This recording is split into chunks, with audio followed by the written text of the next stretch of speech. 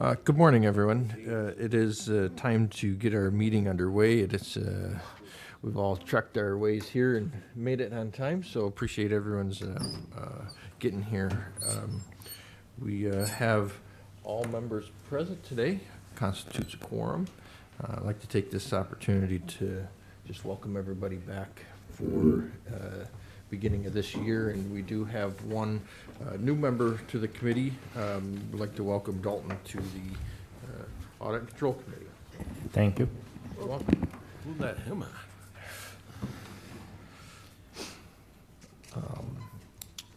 Moving into our business today, if everybody had had an opportunity to read the minutes from the last meeting, I'd welcome a motion to approve. It was a great read, and I'd love to approve them. Excellent. Is there someone else that feels the same? I do. I feel very much the same. So All right. Second that. All in favor, please say aye. Aye. Opposed? It is carried. At this time, it's our time for privilege of the floor. Is there anyone wishing to address the committee this morning? If so, please come down front.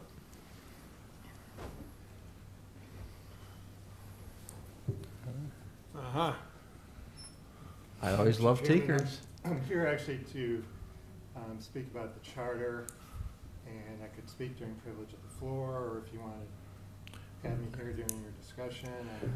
So the next, so it'd be the local law that you wish to speak Yes, sir. with. So, not seeing anyone for privilege of the floor, we'll move into the local law, and please come down front. We'll have some information. So our first item on the agenda today is a local law introductory 126.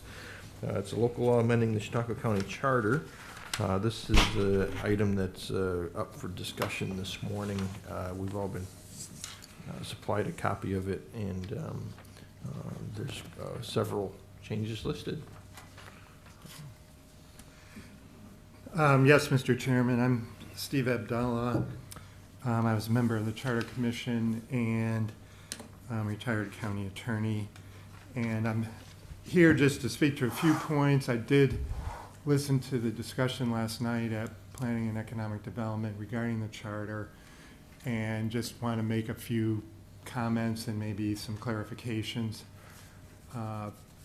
First off, with regard to the provision that clarifies that elected officials are subject to, in essence, the administrative procedures that govern all county agencies, that change in the language is not intended in any way to take away from the statutory powers of those elected officials. I mean, in the case of the district attorney, it's not going to affect in any way who the district attorney decides to prosecute and in the district attorney's exercise of his office, and the same with the county clerk, the substantive areas of their office. However, the concern is that with administrative procedures such as purchasing policies, civil service law, human rights law, cybersecurity, we are one county for those functions, and we need to be in concert. And we cannot have elected officials doing their own thing, so to speak, when it comes to cybersecurity, purchasing, and other such things, because they are agencies of the county, and it's the whole county that's liable. I mean, as county attorney, if there's a lawsuit involving or potential liability involving the actions of the elected officials, it's the county of Chautauqua that's sued, and it's county monies that are at stake. And so with regard to administrative procedures, as distinct from the statutory exercise of their office and their official duties given to them by state law, we need to have uniformity, we need to have controls, and that's what the intent is as far as clarifying that the county executive, elected countywide by all voters, is in charge of those administrative functions. So that's the first comment I want to make in terms of that goes. Yes? Can I ask you a question? You're referring to Section 3.02, powers and duties of the county executive. Is that? Yes, and so Okay. there was there's language that now states, just, I guess, well, can I ask a question in Yep. regard to what happened that necessitated this change? Was there something that came about that, where we said, oh boy, we gotta make this change, or is it? well, I'll just say, this charter commission met for many, many hours, and the intent was to really do a full-blown analysis. And yes, brought to the table was just experiences over the past umpteen years that myself had and some of the department heads on the commission had. And so, there have been instances, I'm not going to recall any particular ones, where I became concerned as county attorney that elected officials may not feel like they need to, that they have autonomy. And in terms of the rulings, for instance, of the Department of Human Resources and the personnel officer with regard to civil service law, an elected official might not care for that. But that's statutory, that's state law, that civil service administrator has certain authority. And so, same, say, in the area of purchasing. We have a purchasing policy that I think at different points in time has been adopted by either this legislature or by the county executive as part of an executive policy bulletin. Again, that's done with a lot of a forethought to protect the county in its purchasing procedures from challenge. And it's not beneficial to have the district attorney or the sheriff or the county clerk operating under what they perceive as their own separate purchasing policies at odds with the county's. Did they have that before? I mean, No. they're separately elected officials. I see where this is an issue, where you have, an elected DA and elected county clerk who have their own jobs and responsibilities, so they're under the umbrella of the county executive? No, but only, what I'm speaking to is only as to these administrative functions. And so to go back to the history of this, when the charter was first adopted in the 1970s, it very broadly stated that the county executive is an overseer and in charge of the operations of all functions of county government. There was no exception to it. So there was no real doubt at that point that, at least as to the non-statutory powers of those other elected officials, that with regard to administrative operations, the county executive alone is in charge. And you have to have one in charge. And that's why we have I wonder what happened. an elected county executive. So in the late 90s, the charter was amended, and it became a little fuzzy, because what was done was, it was provided at that point that those separate elected officials would each propose their own separate tentative budget. And their budgets would not be part of the tentative budget prepared by the county executive. Within a few years, this legislature decided that's not working, in part because the separate elected official tentative budgets being proposed were, at the end of the day, were being done by the budget officer and the director of finance with the input of the county executive. And the practical realities were that those elected officials weren't going to necessarily devote themselves to all of those administrative aspects, preparing a budget, in many other things. I mean, they're focused on their jobs, as a prosecutor, as a law enforcement officer, and as county clerk. But they do don't they make budget recommendations to the county executive? Yes, just like any other agency Yeah. or department, yes. See, I have just a big problem with that.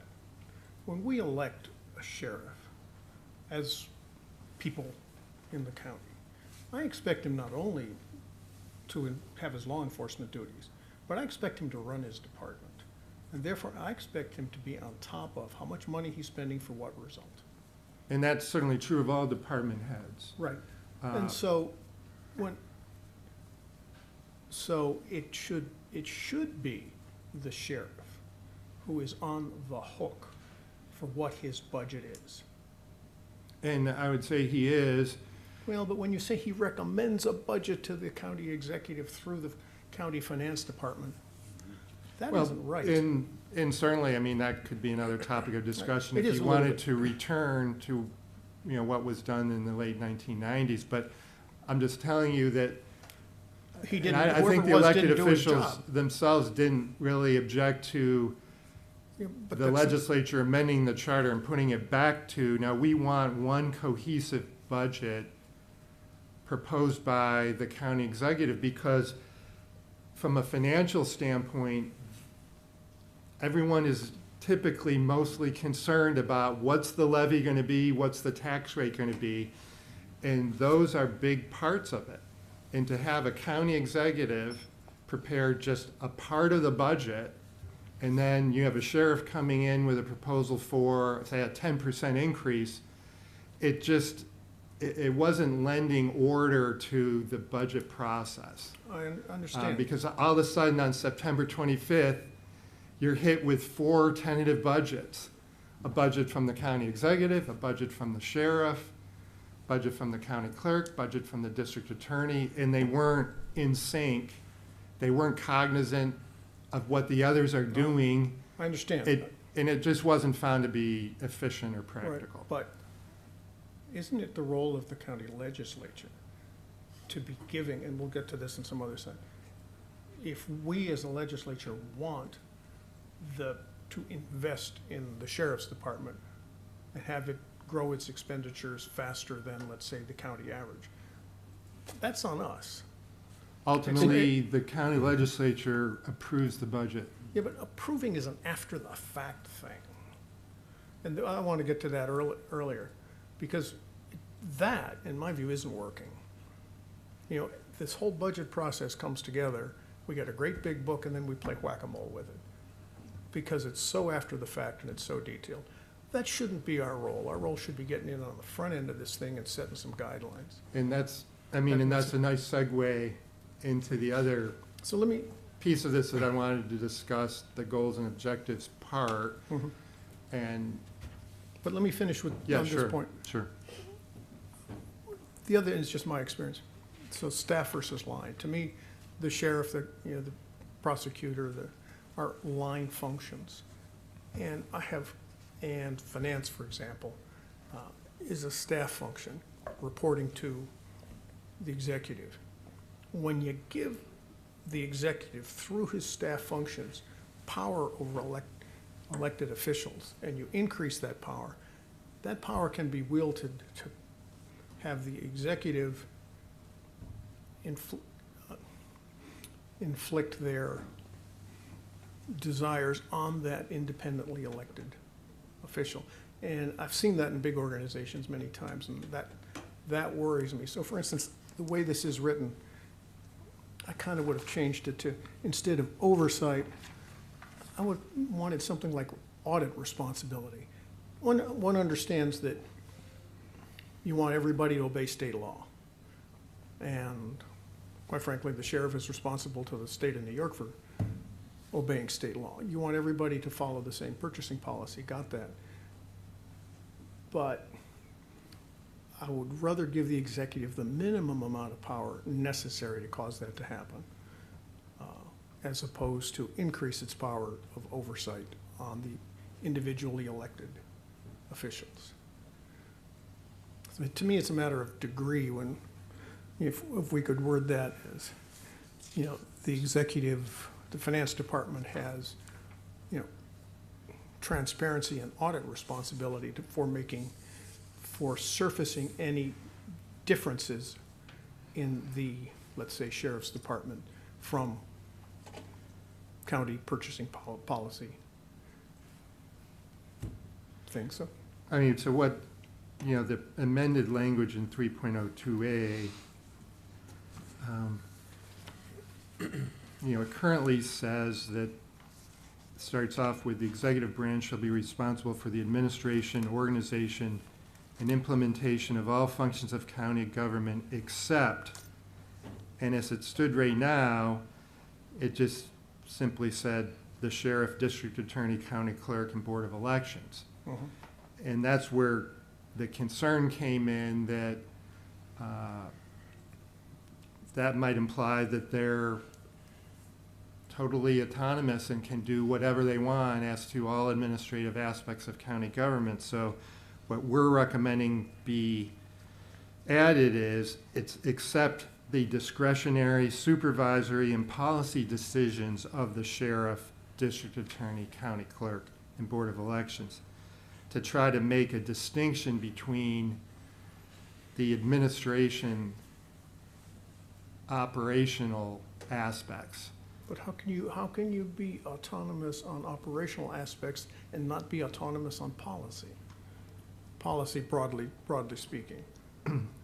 Well, I think those examples I've given as far as I mean, I understand IT, purchasing, civil service, the wiring of the. I mean, that's the administrative function, and that's where we're saying these elected officials have to follow the procedures of this county government. They are a part of this county government. They are not separate legal entities. What page is that? Well, we don't have page numbers on this, but I think it's the second 20. page. Third Yes, I'm page. trying to get to on this draft with the markup. Page 13 of markup, one of the markups I have, but I'm not sure what yours. What number is it, 30? 3.02. 3.02. Okay, I'm off one page.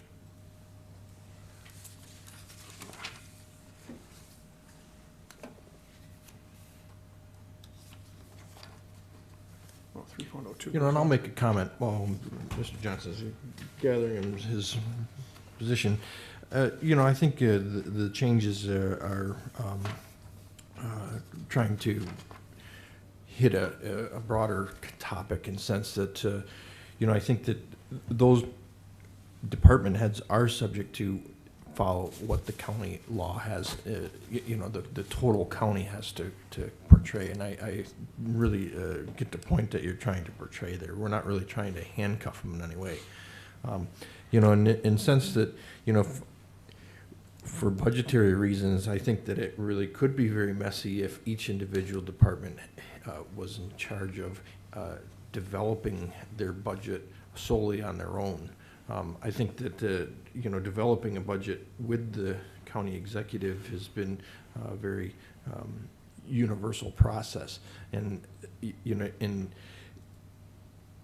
they have been very closely working hand in hand in the situation. Whenever there's a budget amendment, we don't have the county executive down here Wait a minute. mostly discussing about a sheriff's budget. The sheriff's here doing that. The county clerk is here talking about their budget and those adjustments. That clearly shows me that they're the ones in control of their budget in the sense of they're living within it. And if they really want to change something or do something different or really, directly affect, they work closely with the county executive. And if it's something that really needs to happen, or really, I don't think that the county executive is going to handicap them, and unless it's something really out in left field that doesn't make sense at all. But at the end of the day, the legislature does have that option, that a department head can come and discuss that with the legislation and say, this is what I really would like to do with the budget going down the road. the legislature has the opportunity, as you're going to get into, to be part of that initial budget process. So, you know, we have that avenue. I'd like to see the you know, where you're gonna lead into the next comment No, with right. pre-planning, because I think the legislature could be more formal in that creation part. Sure. Can I just point out, I think there is a difference between department heads and an elected sheriff. Yes. Who's accountable to the voters. Like, if we approve the budget and the voters say, bad idea, then we don't get reelected. I mean, so we're held accountable by the voters ultimately.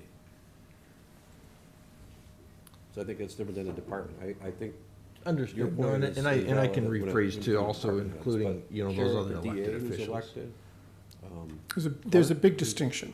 yeah. And certainly if the elected official is not happy with what's in the tentative budget, they're going to show up here during your budget hearings and say, I'm Right. not satisfied, I need X dollars more in this area, and try to persuade you to make that amendment. And oh, by the way, if you do that, then we're going to send the audit function down on you and turn you inside out, so you better not bark. I don't want to give the executive branch that power. Well, the legislature has that power. Well, that's kind of okay. with the executive. I mean, you have an audit authority as well. Sure. So at the end of the day, But the in elected officials are not separate governments. So, no, I understand the need for same purchasing policy, following state laws, you know, got it. But I don't want to get into that to the extent that we start shifting the independence of these independently elected officials to the executive. and this, I don't think, this clarification isn't really intended to change what's happening right now. It's just, I mean, I'll just speak to at different points in time, and it's been in the purchasing area, in the personnel area. Well, It's expressed, an elected official might express a desire to just bypass the procedures and just do as they wish. all right, but let me just read what you, if I've understand this right. The executive branch shall be responsible for the administration, organization, and implementation of all functions of county government.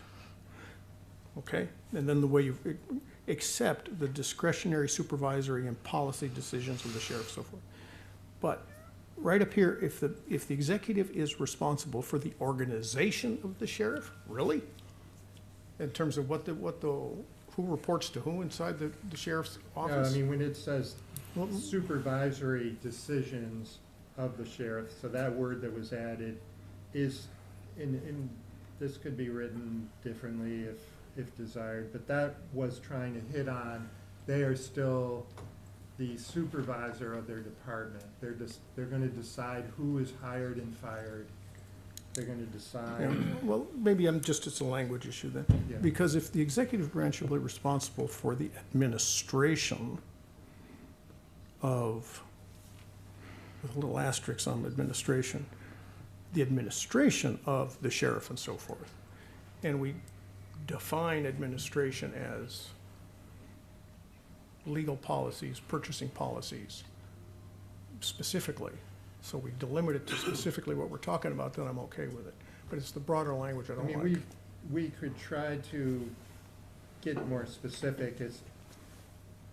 It's just, it's difficult because you can, I mean, for instance, cybersecurity didn't exist. And I'm 20 happy to years say ago. cybersecurity wouldn't- policies. In terms of trying to define which types of administrative policies are still under the purview of the legislature and the county executive. Whoa, whoa, whoa, It could be we haven't kinda said anything difficult. about I the mean, we could legislature take a here. crack at it. Yeah, in other words, I want it to be what the executive department is responsible for enforcing in the sheriff's office is specific and limited to those things and those things only, as opposed to being broad when you say administration and organization, shoot, that covers, you know, the waterfront. Well, what's accepted out is, you know, the discretionary supervisory and policy decisions relating to the exercise of their substantive statutory authority. So what we were trying to get at there was, state law gives them certain legal duties and obligations. We're not trying to impinge on those at all. Understand? And so that's what this is trying to clarify, And that they still have full control over those items. It's just administrative procedural aspects. And I'm okay with sticking to administrative procedural aspects. It's when you throw in the word organization and implementation, I go, what? Anyway, that, Yeah. I just wanted to add a little Yeah. bit more specifics with, in terms of the types of administrative processes where we were, I apologize, Kitty, now Lions. I was also a member of the commission, and, you know, some of the practical matters like Steve mentioned, purchasing, the budget process, so like, it just, the little things that maybe you guys don't see every day, but are like, okay, we have a deadline for when you're supposed to submit your budget. It's in a specific budget module that we use. It, you know, you have to meet and review your budget on this date with the budget director. And also in here, you know, there's definitions of what the budget director's role are. Are we gonna have multiple budget directors compiling the tentative budget? There's processes for hiring people. You know, you have to fill out this form and send it to this place by this date, then this happens. And so those are just, you know, examples of the administrative procedures that, you know, would be difficult to administer, like different, you know, we only have one purchasing department. We only have one payroll department that services the whole county. We only have one HR, finance department, IT department that services the whole county operation. So it'd be difficult if we had to have separate processes and procedures for each elected, you know, office. So the intent was really that, you know, we want those types of procedures to be uniform, you know, and Payment of invoices. you know, you know, if you were processing an invoice for payment, how it's gonna be reviewed, audited. and that, And that was the intent of this change, Right, those and- types of things. and that I'm all, as an ex-chief financial officer, haven't had to do this, I am very much in sympathy with that intent. But I've also been around long enough to know that if you overreach on that, you get into places where you really have subverted the authority of an independently elected official. So that's where I'm going. That's why I say, okay, administration, which to me means what you're just talking about, I'm okay with. But when it says, we're gonna dictate to the sheriff's department how his organizational chart works as an organization, or how he's gonna implement things, And so, and I think those words are in many cases Well, and I don't think in it says that, conflict with Fred. what you've added in terms of supervision and policy decisions down below. It says except, they aren't gonna pull the supervisory position of the sheriff of the county, you know, any of these elected officials that are listed here, and that's where your argument is that they're gonna pull the power. Well, it says that their supervisory power isn't getting pulled. It says, you know, and I think if Yeah, well, it's then- a wording thing, you know, It is a wording thing. I get it. You could put 1,000 words in there, and that's what Steve says. You know, how specific can you get, or how generic should you stay? And that's really the decision here. And you know, I think it's really tough to be extremely specific for each and every individual situation or case or thing. You But know, I would want the limits on I think we should have the limits on independently elected officials' power to be specific, and anything outside those limits go to them, as opposed to a broader definition of those limits. I think, I mean, the language relating to the exercise of their substantive statutory authority that's trying to say they keep all of that, that's theirs. Okay, but let me just play lawyer here. When you say that the organization of the sheriff's department is a function of the executive, and then in the very next line, you say he's got supervisory authority. Well, if he can't control the reporting relationships within his organization, how in the hell is he gonna exercise his supervisory authority? See, I would say him retaining supervisory authority gives him that ability to structure his reporting. And so I would just strike organization and implementation and leave administration. That was existing language, so that wasn't something that we are proposing to change. Just the underlined words are what we were adding. Well, and I would, leave, well, anyway, I would leave what you've added in the line below. Well, and I think it's important to recognize that, Steve did make a comment earlier too, is that at some point, someone has to be, like, as a, Process. The head guy. someone has to be on the top of the schedule at some point in time. And I think that providing some of those functions still to the county executive's branch is important, in the sense that we still want them to collaborate with these other elected officials, and it's providing a kind of a easy bridge for them to continue to do that with the current wording. If you strike those other, those other words that are describing what the chief executive's officer's duties are, it kind of would negate some of the duties that he would have towards some of these other departments as well, Sorry, you'd have to rephrase it, you're right. It's the organization and implementation inside the Can say other elected officials' departments, not broadly.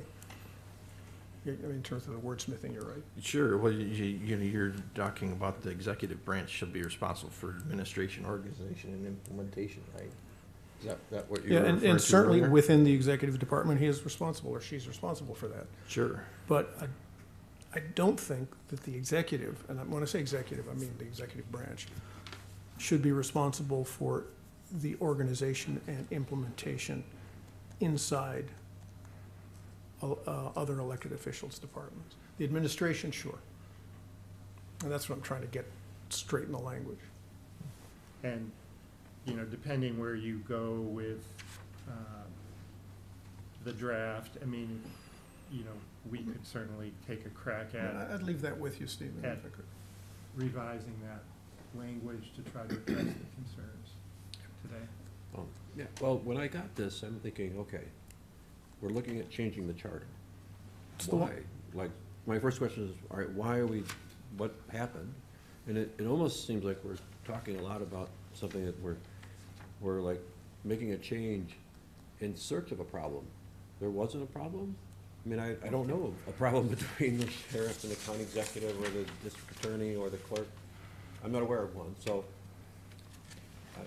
That's not to say that There could be, I suppose. there have been, we'll just say There have that. been. I mean, Oh, we, okay. yes, Yeah. yeah, and I've worked for 4 county executives now, and I've been here nearly 20 years. Steve is here much longer, and, I don't think it would be appropriate to disclose specific instances here, but, and also, this was the first time that I think department heads were, some department heads were included as part of the commission, and we could bring more real-life examples, practical examples, situations that we face, and, what we really wanted to do was, because this is reviewed, every 10 years, a lot of things change in 10 years, technology, lots of things, and so we just kind of wanted to bring this up to date and provide more clarification where clarification was, kind of missing, that was, so it was really, a very thorough review, to kind of get this current. But, and I want to make a comment too, that, Steve, you alluded that you could work on changing this, that wording. I don't feel that you should. So where's the line draw? So if you do change the wording, then I have a conversation because, I think that it's important that the executive branch maintains the power to be able to organize, implement all functions of county government. At the end of the day, he is elected to oversee the county, and that includes all functions, like, Yes, yeah. and his coordination and cooperation with the sheriff's office. And we're still saying that the sheriff, the elected official, still has the ability to supervise. He has the ability to make policy. He has the ability to as Steve said, relating to the exercise of their substantive statutory authority. I mean, we're giving them all the powers to be able to effectively run their thing. And if they're failing miserably, the county executive still has the power to come in and say, look, this is, under the jurisdiction, and we need to work together here and try to correct some of these things that really, it continues a level of authority and a multi organizational approach, which is important. I mean, in terms of that organizational aspect, I mean, for instance, I believe in state law, as to these elected officials, it is stated that they have the power to appoint deputies and staff within budget appropriations. And so that is one of their statutory authorities in terms of the organization of their department. So that's accepted out here. But the part of it where they need to follow civil service law requirements, would be deemed to still be a function of the executive branch of this government to oversee.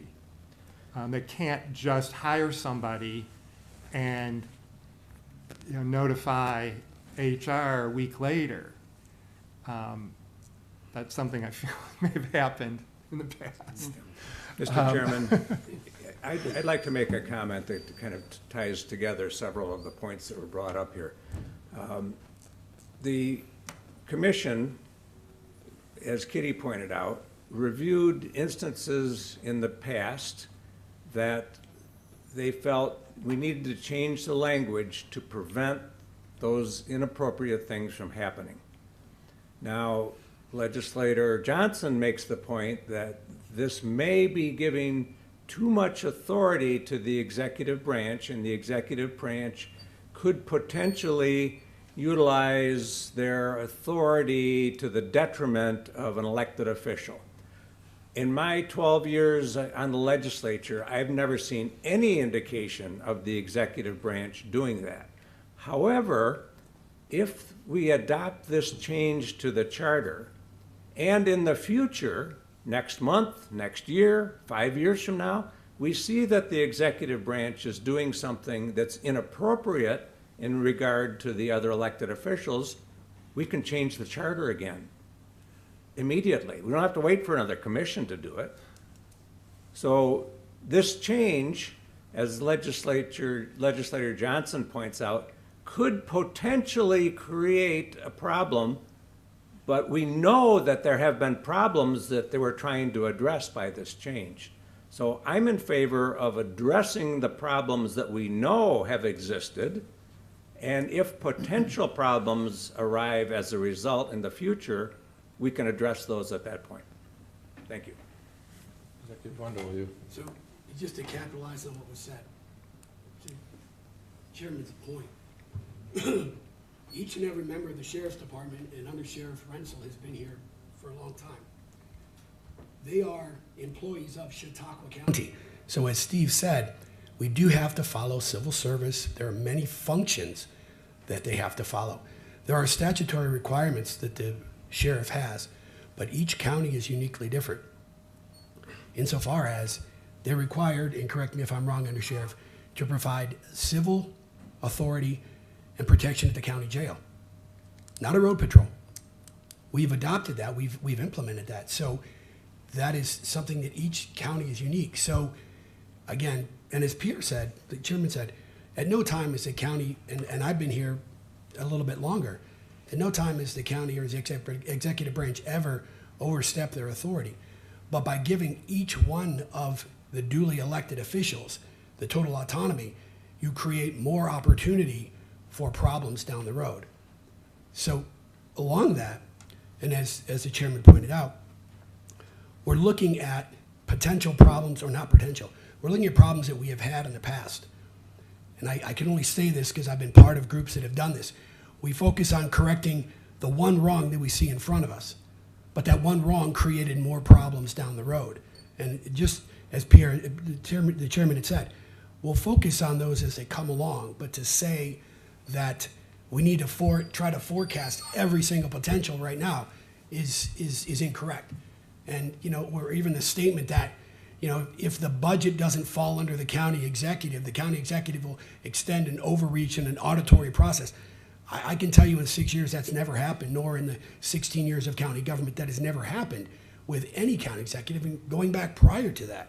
So we could try to foresee potentials, but I think that the idea of the commission was addressing what we do know has happened, try to foresee what might happen, but at the end of the day, you can't go into the minutia of every single potential problem that we might be able to look at down the road.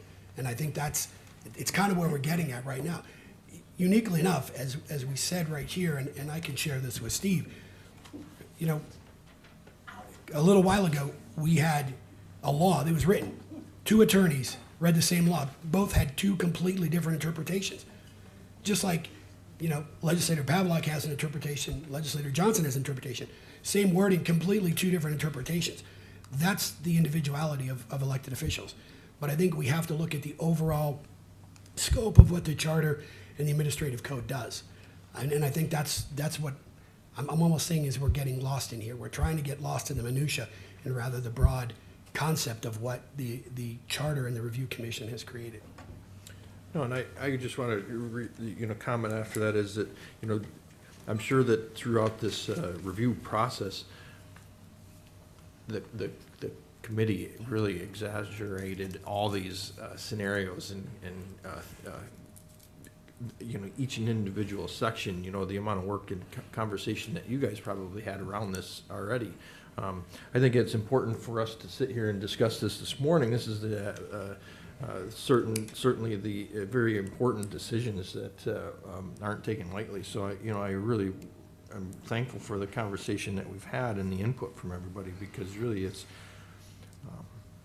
this topic is very important, and it requires as much detail and conversation. So and I think that each of us are elected and put here based on our communities and the ability for us to be at this table to discuss and portray what we feel is proper too. So it's great If I may, comments. just to move on, I'm perfectly okay with Pierre's suggestion. For now, we'll look at it and look closely. Just my only marker is I want the elected officials to have as much autonomy as they can, subject to some of the concerns Kitty mentioned. Mr. Chairman? Sure. I just want to add to what the county executive said, that in addition to jail and civil, I think in the charter, and I'll stand corrected, but it also says the sheriffs to maintain order, and that's how we find our way to the road patrol functions. I just want to add that that's it all. They're also responsible for the sheriff to maintain order. Can I ask one other thing about all of these changes?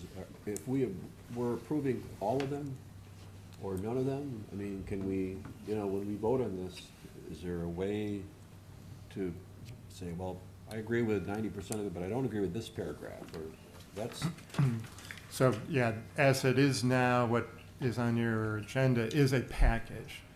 If it were decided that, one or two items were not desirable, then, you would need to either amend those out or have separate local laws for different pieces of this adopted separately. okay. So how do we go about the process of amending because I understand we can have an up or down vote, and if it was an up or down vote, I'd vote no. So- Just hard no. So in this, But there's a lot of good stuff in here, and so I would rather work on changing, this or that thing so we could go forward. But I understand that last night from Pierre, that's something that's would happen in the full legislature? Yes, this is yeah. for the review and discussion and approval, rejection, or amendment by the legislature. Yes. So that's going to be a little bit lengthy in the overall legislature. That's going to be a lengthy discussion at the legislature meeting. I'm going to predict that for next Wednesday night. Yes. Okay, I mean, it would be certainly up to the legislature, where you could split this up into separate local laws, but, I mean, I might suggest that if you're not ready on the package, that you probably either make amendments or wait till you arrive at a final product and adopt it as one. But it can be done piecemeal or as one package, but I wouldn't call this an emergent need to get this adopted, this month or next month necessarily. okay. So,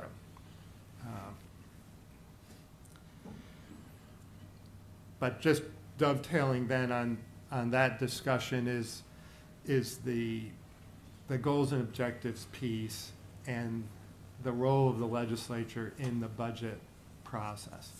And I heard the discussion last night. And so, of course, what's the flashpoint here is that the commission is recommending that the goals and objectives adopted by the legislature be subject to veto by the county executive. And whereas right now, they're not subject to veto. Although that would be unlike every other resolution just about adopted by this legislature. So when you go back to this charter coming into being in the 70s, and the decision was made to go with an elected countywide county executive. And so you can equate that to a governor or a president, where we're going to have these two different branches that are a check and balance on one another. Or that's the goal. With regard to budget adoption, in the 1990s, I mean, the concern was, and I understand it from the discussion last night in here, that as Legislator Johnson was saying, that the legislature wasn't having much of a meaningful role at all in the preparation of the budget. It would just land on their desks in late September, and they would certainly review it carefully, but they were being more of a reactive body. So when this goals and objectives provision was put in, there was a desire to have the legislature provide some guidance to the process before the county executive prepared the tentative budget. But my concern, as far as the commission's concern, as far as whether that goals and objectives resolution is subject to veto or not, is that depending what was happening, and we've had contentious periods where this legislature has a majority of one party and the county executive is a member of the other party. And they're at loggerheads, and that's not necessarily a bad thing. I mean, that's the democratic process at work. But when we see that happen in Washington, where it's the legislative body that really initiates the budget, we've seen government shutdowns and just stalemate and paralysis. We've never had that in county government, or even pretty much to some degree our state government, though it's some of that there, because the difference is it's provided that the executive creates the initial draft of the budget. And actually, as it pertains to counties, if the legislature is unable to adopt a budget, by default, that tentative budget becomes the budget of this county for the following year. So we cannot have a government shutdown. And so the legislature's forced to get together and act, because if they don't, it's just gonna be the county executive's budget. With regard to the goals and objectives, when we talked about it at the commission and the issue of veto, I mean, we looked at a few alternatives.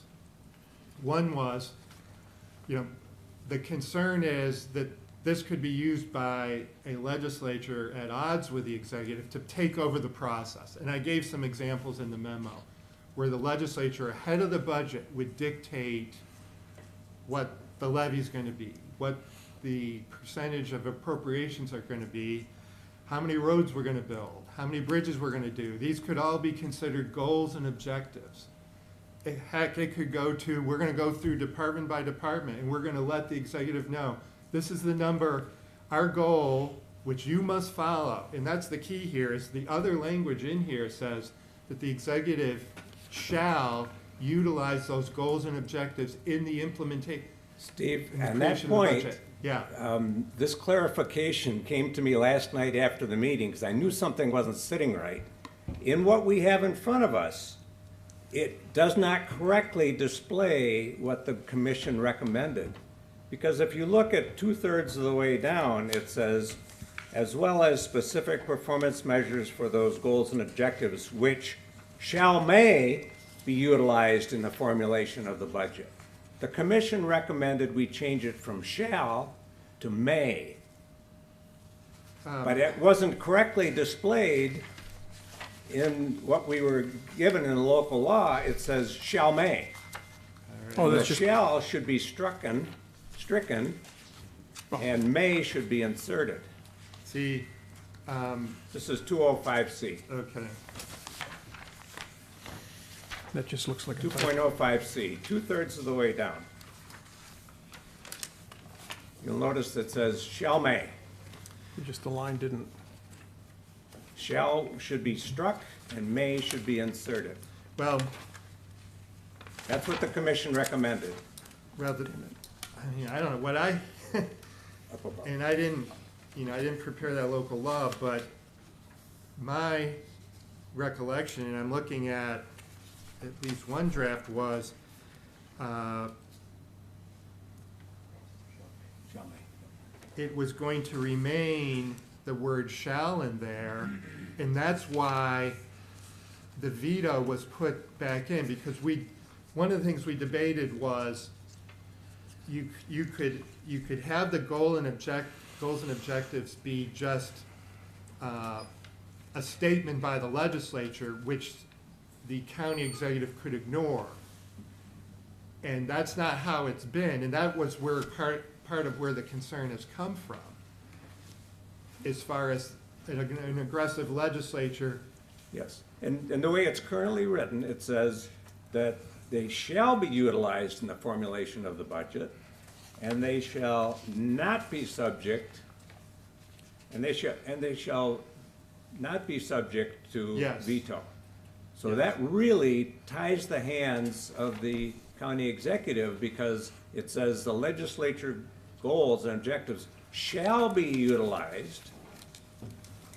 but, sorry, but shall was struck and may was put in, at least in the. see, draft. that's not what the commission recommended. So that's a typo problem then, as I recall sorry. it. See, Um, yeah, we've got a typing difference. So the draft that or I think it was you, who sent out on November Yes, 5th, that one strikes shall and inserts may. If that looks like it didn't get across to here. Right, it didn't get put in there. Yes, Yep. right. Because personally, I'm okay with the shall change into may. It's the veto I've got the problem with. well, So that's a typo in this version. I'll have to go back, because my understanding of what was intended was that the reason we put the veto in was because shall was gonna remain. But I agree that if that's gonna become may, then the veto's no longer necessary. Right, I right. mean, that was the two alternatives. In my recollection, the discussion was, we said, let's keep it at shall, but make it subject to veto. And I think, just speaking for myself, the reason for that route, rather than turning the goals and objectives into May, was I know the perception is, well, that's gonna mean that the legislature's work could be nullified by a vetoing county executive.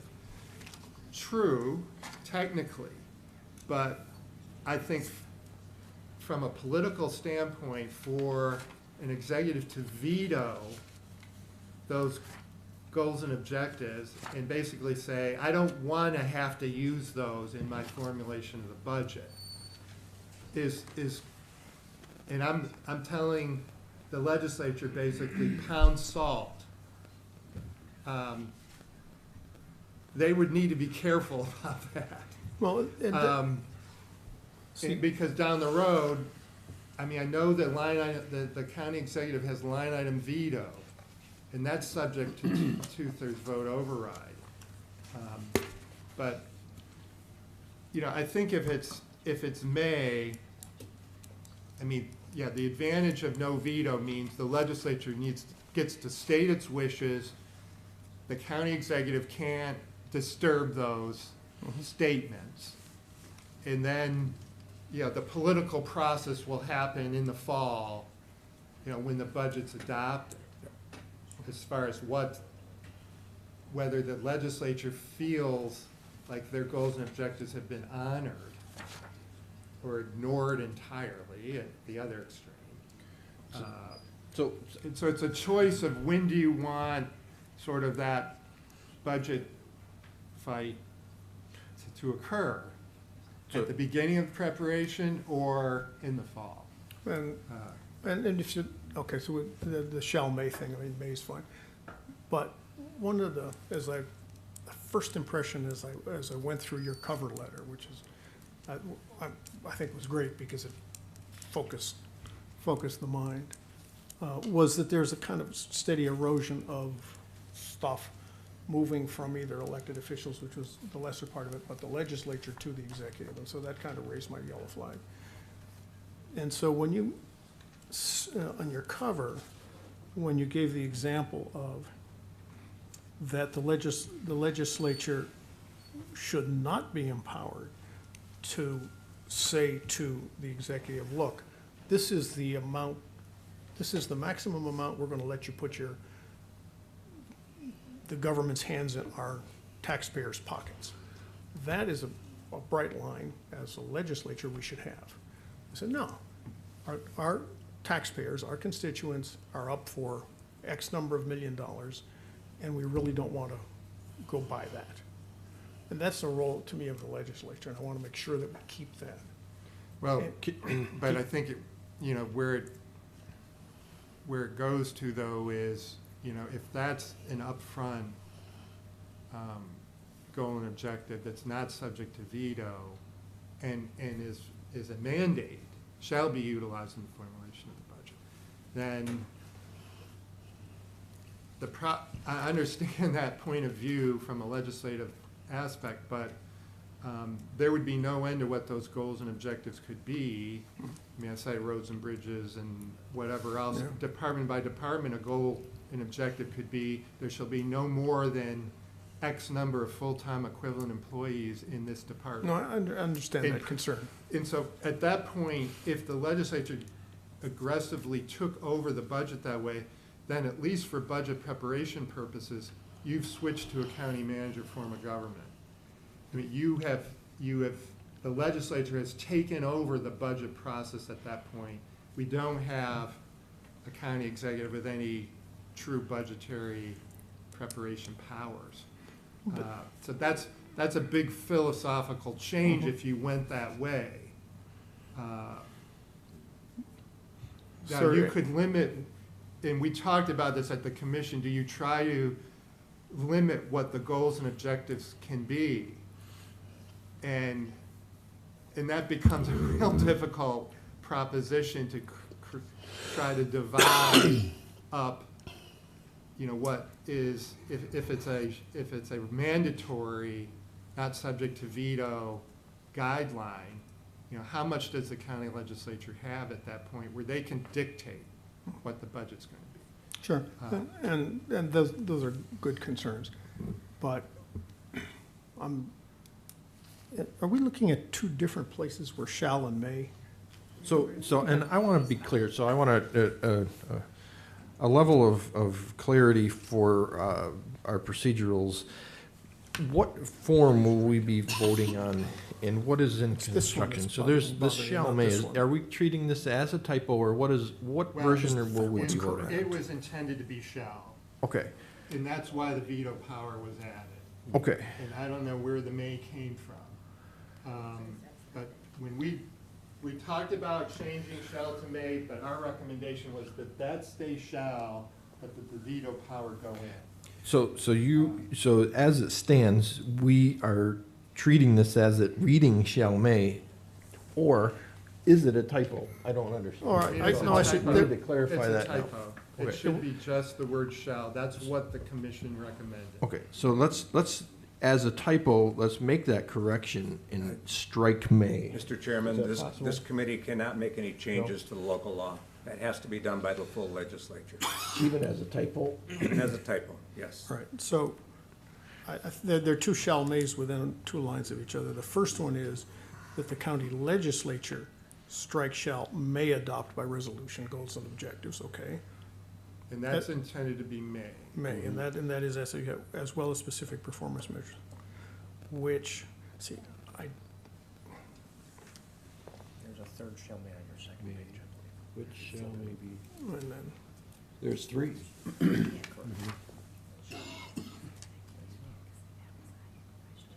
Which, which shall may, which, are we? is Yeah, it that's shall, what- that- and then second one, it's the second one of the three that you're talking about.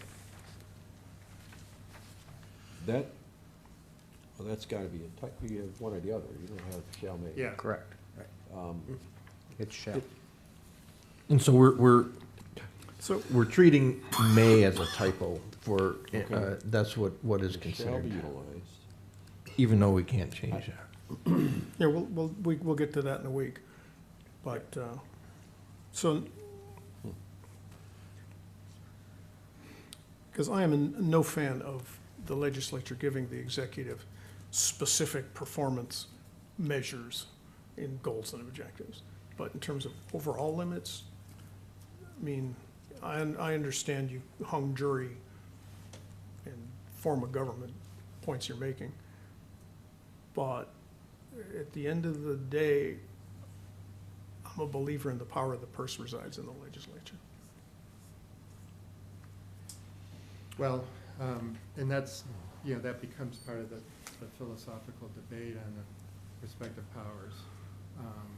But I think if goals and objectives not subject to veto are adopted on the front end, that will put a, I don't know if burden's the right word, but, will the legislature be fully informed in the month of May?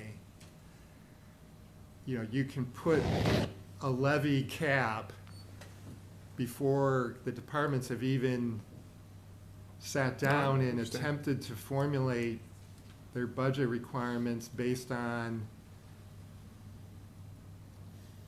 what the New York State government is mandating and changes that may be coming down from the feds and the state. No, I'm And with it's you on the. hard in May to decide we're gonna have a 0% levy increase. Are you gonna be fully informed at that point in time to tell an executive your tentative budget must come in with a 0%? And so, I mean, I follow, your concern, and, I mean, I'll go back and look at it, but I really want to make sure perhaps that if the veto is overridable by 50%, you've kind of softened it. But, no, you don't want to end up with a hung government. What did the Brits call it? Failure of supply. Or government shutdown the way we have in the federal government. You don't want to end up there. But at the end of the day, we as the legislature are responsible for the, at some fundamental level for the power of the purse. And that's not to dictate to an executive, how many bridges and all the rest of it. I'd like to thank everyone for their input and discussion around this topic today. And, it certainly is a very important matter. And I want to thank Steve for making himself available today to come in to help us work through these questions. And, I feel that, I implore everyone to continue to read this and understand, and Yes, sir. also reach out to, reach out to whomever you have extra questions to, but also, as we near closer to the full legislation meeting, come prepared with some recommended changes, if that's what you so be, or, there's other means in which we can slow the pace of this down, as Steve has suggested. So, great conversation. Does anyone else have any other comments, questions regarding this local law? Not at this time. I think we've, Yeah, I think we I should, think we've done enough. the horse has been But kicked around. it's been important, because that's why I asked if you were gonna present at the meeting. It was Tuesday's meeting. Public facilities. Oh, facilities, yeah, and, because I thought we were just rubber stamping this, and I had, wait, let's slow this down, because I had some concerns, so. Yeah, no, and that's, the conversation today around this is very warranted, and it's been some great conversation and debate, so. Thank you. Thank you, guys. Okay. And you shall come back as long as you may. And we do appreciate all the hard work that went into it. Moving into our set of proposed resolutions, item on our agenda number 2 is proposed resolution apply for the accept the FAA and New York State DOT funds for rehabilitating taxiway B North design at Chautauqua County Dunkirk Airport. Good morning, John McAmer, Deputy Director of Public Facilities Airports. Resolution you have in front of you is for the taxiway B North design portion of the reconstruction. Taxiway is roughly about 2,100 feet long. It was any major work on it was last performed in 2006, so it's nearing 20 years of age. And these improvements would include reconstruction of the pavement, also LED medium intensity lighting, would update markings on the taxiway. The project would be 95% federally funded, 2.5% state funded, and 2.5% local share. Questions for John? Comments? So, just point of objection. Yeah, I mean, this is only $4,100 to the county, so if the feds want to spend that amount of money, fine. I just find it, and still find it, too expensive to spend $166,000 on what this project is. But that's water over the dam, so I'll vote in favor, but I just don't get it. Can I ask a question, not being a pilot, the difference between the taxiway and the runway? So the next resolution dealt with the runway, I believe. So, I don't know, maybe you can explain the difference between taxiway, runway. Well, the weight limits and all sorts of Yeah, things. yeah, so this portion of the Dunkirk Airport is the taxiway, that's the northern portion of Bravo, taxiway Alpha intersects Bravo. So this portion of the taxiway would lead an aircraft out to the end of runway 15 at Dunkirk. So we have our main runway 24 and 6 in Dunkirk. We have our crosswind runway 1533 at Dunkirk, taxiway Bravo, and taxiway Alphas at Dunkirk. So taxiways to Leads to the transition runway. aircraft from the ramp area out to the runway, and then utilize the runway for And, I takeoff mean, and landing. And as a frequent user of that taxiway, I really didn't find anything particularly wrong with the way it is. It's too short a runway for any of the corporate jets, so it's just for the small aircraft, the north-south runway. The preferred runway, yeah, the It's long much- it's runway, shorter. 2, 4, and 6, yes, Yeah, would be the primarily used by corporate jets. I mean, maybe a straight wing Cessna Citation could use that runway, but the other ones can't, I don't think. But anyway, again, the feds are happy to pay for this, and we can beat this horse, so it's somewhere in the process of these estimates and how this gets so big is to be discussed, but this is okay to me. Thanks. Other questions, comments?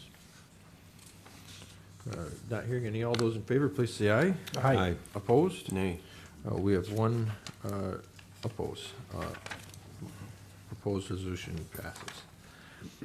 Next proposed resolution, number 3, is apply for and accept FAA and New York State DOT funds for Built runway 1533 design at Chautauqua County Dunkirk Airport. So this resolution is also the design portion of the reconstruction for the crosswind runway in Dunkirk, runway 1533, 4,100 by 4,000 feet long. The last major work was completed here over 20 years ago, so it's eligible for AIP funding. Would include LED guidance signs, reconstruction of the pavement and markings. Again, the project is 95% FAA funded, 2.5% state, and 2.5% local share. Questions, comments? This is $450,000 for the design, not the execution. Yes. Consulting work and paper. All right, well, again, it's only $11,000 to the county, and if the feds want to, the feds have already allocated the money, it'll go to some other airport if it doesn't go to ours, so, okay. But just have $450,000 for a study drives me nuts. I agree with you, Fred, in the sense that it is, and it's really hard to spend the $450,000 on the study. But, you know, we've been through some formal meetings that John's put together for us to learn some of that back process. And one complaint I will have on that back process is that it seems like a company will put out something to be able to do this work and to do this design phase, and another company will then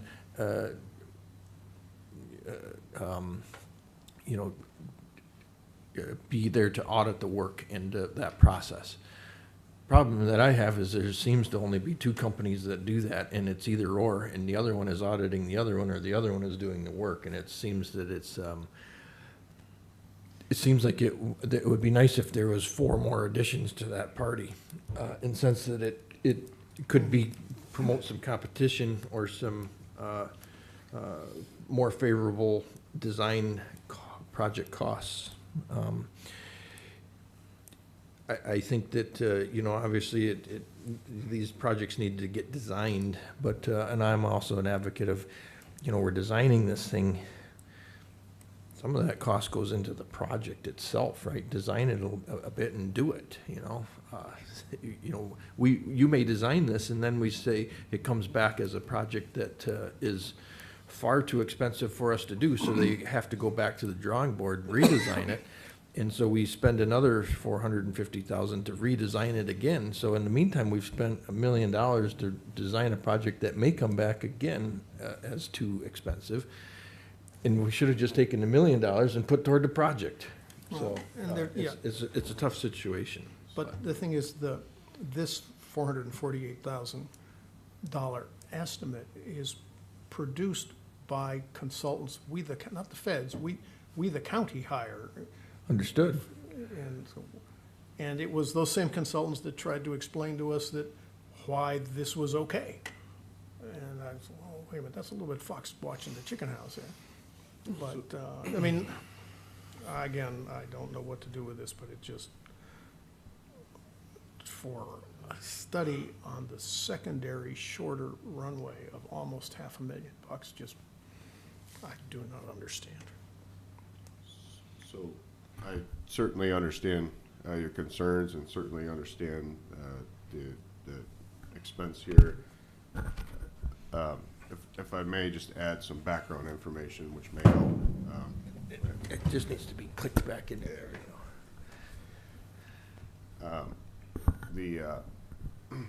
So just to talk a little bit about the process again. So when you refer to, you know, in this case, 2 consultants and using the same consultants. So that's, you know, we as the county and our county process to be able to contract with those consultants. We go out through an RFP process, and we make a selection of those consultants. So we are not by any means locked into 2 consultants. If we'd like to go back out, we can go follow county processes and select different consultants. By using the consultants that's selected through that process, you know, that's the method that the county uses to make a sound decision on what's the best value for the county. We can certainly select other consultants. In past examples, we've used other consultants. There's been some examples where, you know, some of the work wasn't done how we may have liked to have seen it done. So we're comfortable with the consultants that we've selected through the county process, and we feel that they provide good value. We also feel there's checks and balances in place, and when you're referring to one consultant looking at the other consultant and we're only using those 2 consultants, that's not true. We have the ability to select other consultants to perform those independent fee assessment reviews, for which both of these projects were currently in that process. I actually met yesterday to review both of these projects and reviewing the fees. And the scope of that gets pretty granular, refined. We're looking at man hours, looking at different, looking at who's going to be performing the work, looking at pay grades for those positions. So when you break it down and you actually see the amount of man hours that go into performing the design, not just a study on paper, an actual runway reconstruction design, lighting design, electrical design, and you see the amount of man hours that go into it, the rates that those folks are paid, it becomes to look more reasonable than a big number and more explainable and understandable. Certainly it's a big number. I appreciate that. I understand your concern for that. But I think we may be, what I think I'm hearing may be a little short-sighted as far as what goes into actually designing the reconstruction of the runway. And that could well be. What if we went to another consulting firm? I mean, to me, this is a purchasing thing. We're approving a purchase for almost $500,000 of a plan. So let's go to another bidder and go, hey, we've got this bid for $449,000. We just think it's too high. What would your bid be to do this study, to do this design? And see what they tell us. So we do that through the independent fee study. Well, who was the other consulting who bid on this? Did they actually bid on it? Well, they didn't bid on that. In order to have multiple consultants bid on the particular project, we would have to go through the county process as far as selecting those consultants, having contract with those consultants. So I understand, you know, kind of layman's terms, what you're suggesting would make sense. I thought I had that, Carol, sorry. There's more involved with being able to do that and do that efficiently for each project. Wait a minute, we just had a long discussion earlier about, policies and procedures and purchasing. That sounds like getting a competitive bid for this gets into the too hard basket because of our policies and procedures? We do competitively bid our consultants. And we do that through our county RFP process. And the consultants that we contract to perform the work, it's bid competitively. How many people responded to the RFP? Was it for this specific project, or was it in general? So it's a airport-specific contract currently. It's not, we don't go out for each specific project and bid each specific project. Is it a year-to-year contract then, or? Yes. Yep. So it's like we're got a bid for a consultant, I guess kind of as a retainer for a year, and then they get all the design work. Bidding for the year, is that how it works? As opposed to, Each here's individual. a bid for 448,000, I don't like that bid, somebody else give me another bid. That you don't operate at that level, you operate as a, here, you're my consultant for the year. Yeah.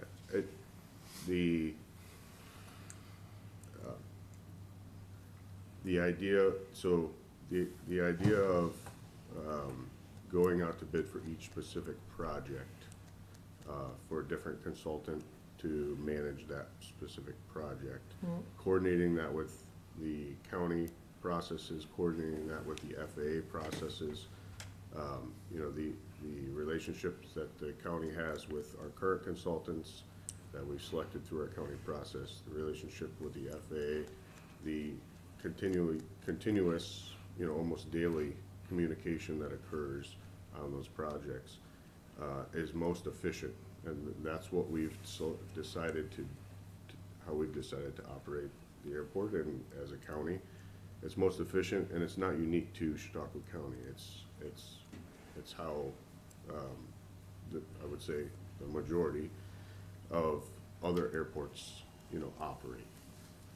So what you're suggesting, I think, would not be the norm. I'm not suggesting it wouldn't, without those other restrictions and inefficiencies. I understand where you're coming from, trying to cast a big net, get bids. But in our case, and what I think is norm throughout, consistent with other airports, is utilizing a consultant or multiple consultants and continuing that relationship, working through the projects together. And then those bids that they're bidding, again, is being assessed independently by another consultant that is of our selection, also by the airport, myself and staff reviewing that, also by the FAA that's reviewing those numbers, that has the expertise, has the experience to recognize when, okay, there's 200 man-hours allocated towards this portion of the project, that's outside the norm. Or, no, it's about 200 man-hours. That's what we can reasonably expect. We can reasonably expect to pay that level grade person X amount of dollars. That's consistent with industry practices. Now, John, this is most likely a 3-year project by the time you plan it, put it out to bid next year to construct it, and then get it going. With the consultants being a 1-year contract year to year, if they start the planning on this, does that mean even if they don't win the bid next year, they stay on this project all the way through, in any project for that matter? If we were to bid out, if we were gonna piecemeal the design portion, piecemeal the construction portion, then it could end up, you'd have multiple, Consultants. Now- multiple. So what I'm hearing is that in going with this, we are actually picking the firm that's gonna manage the actual construction down the road. Is that right? Did I hear that? No, so it could change later. So this is It just for the can change. design process. We could This have is a design. different. We can have somebody else manage the project. Correct. Would we normally? Past practice, we would generally keep it consistent with who designed the project. Obviously in coordination with subcontractors and things like that. But generally the firm that designed the project would oversee the construction of the project through obviously subcontractors with the project, which would make sense as far as a continuity and efficiency standpoint. All right. I guess my second question, most obviously government work is more expensive than if you and I did something to our house. Is this number inflated because the federal government is funding so much of it? Would it be different if we were doing this project ourselves as the county without any government assistance? I think we can all appreciate, that by nature of it being a federal project, thereby comes additional regulations, additional requirements, state requirements, environmental requirements, worker compensation requirements. So by the FAA funding it, I wouldn't necessarily say that inflates the cost. I will say by the federal requirements, the state requirements, the EPA requirements certainly increases the cost of the project. Okay. And the FAA kind of directs us as to how the process is going to take place, like we said. I wasn't going to say anything, but I guess I'm going to say something because I'm talking right now. I enjoy the concern over the cost. But I also enjoy hearing, well, yeah, but it's the federal money. I'm not picking anybody specifically, but it's federal money, so it's federal money. So you go out and you make this process more complex, and I'm not saying I don't want the lowest price, but you go out and you find it for 5% cheaper. The concern seems to be the local share, so we're gonna save $500 by, and I guess we should do that. We should always look for the cheaper, but just a question. Let's say this came to our table and we all voted no, and the legislature votes no on this. Where do we go from there? I assume this is a project that needs to be done, and it's a requirement of the FAA to do it, to keep the airports up to standard. So when we say, let's just say the other 18 join me in my no vote and say no, then what happens? Well, you have a runway it's over 20 years since it's been last Okay. reconditioned. It's cracking.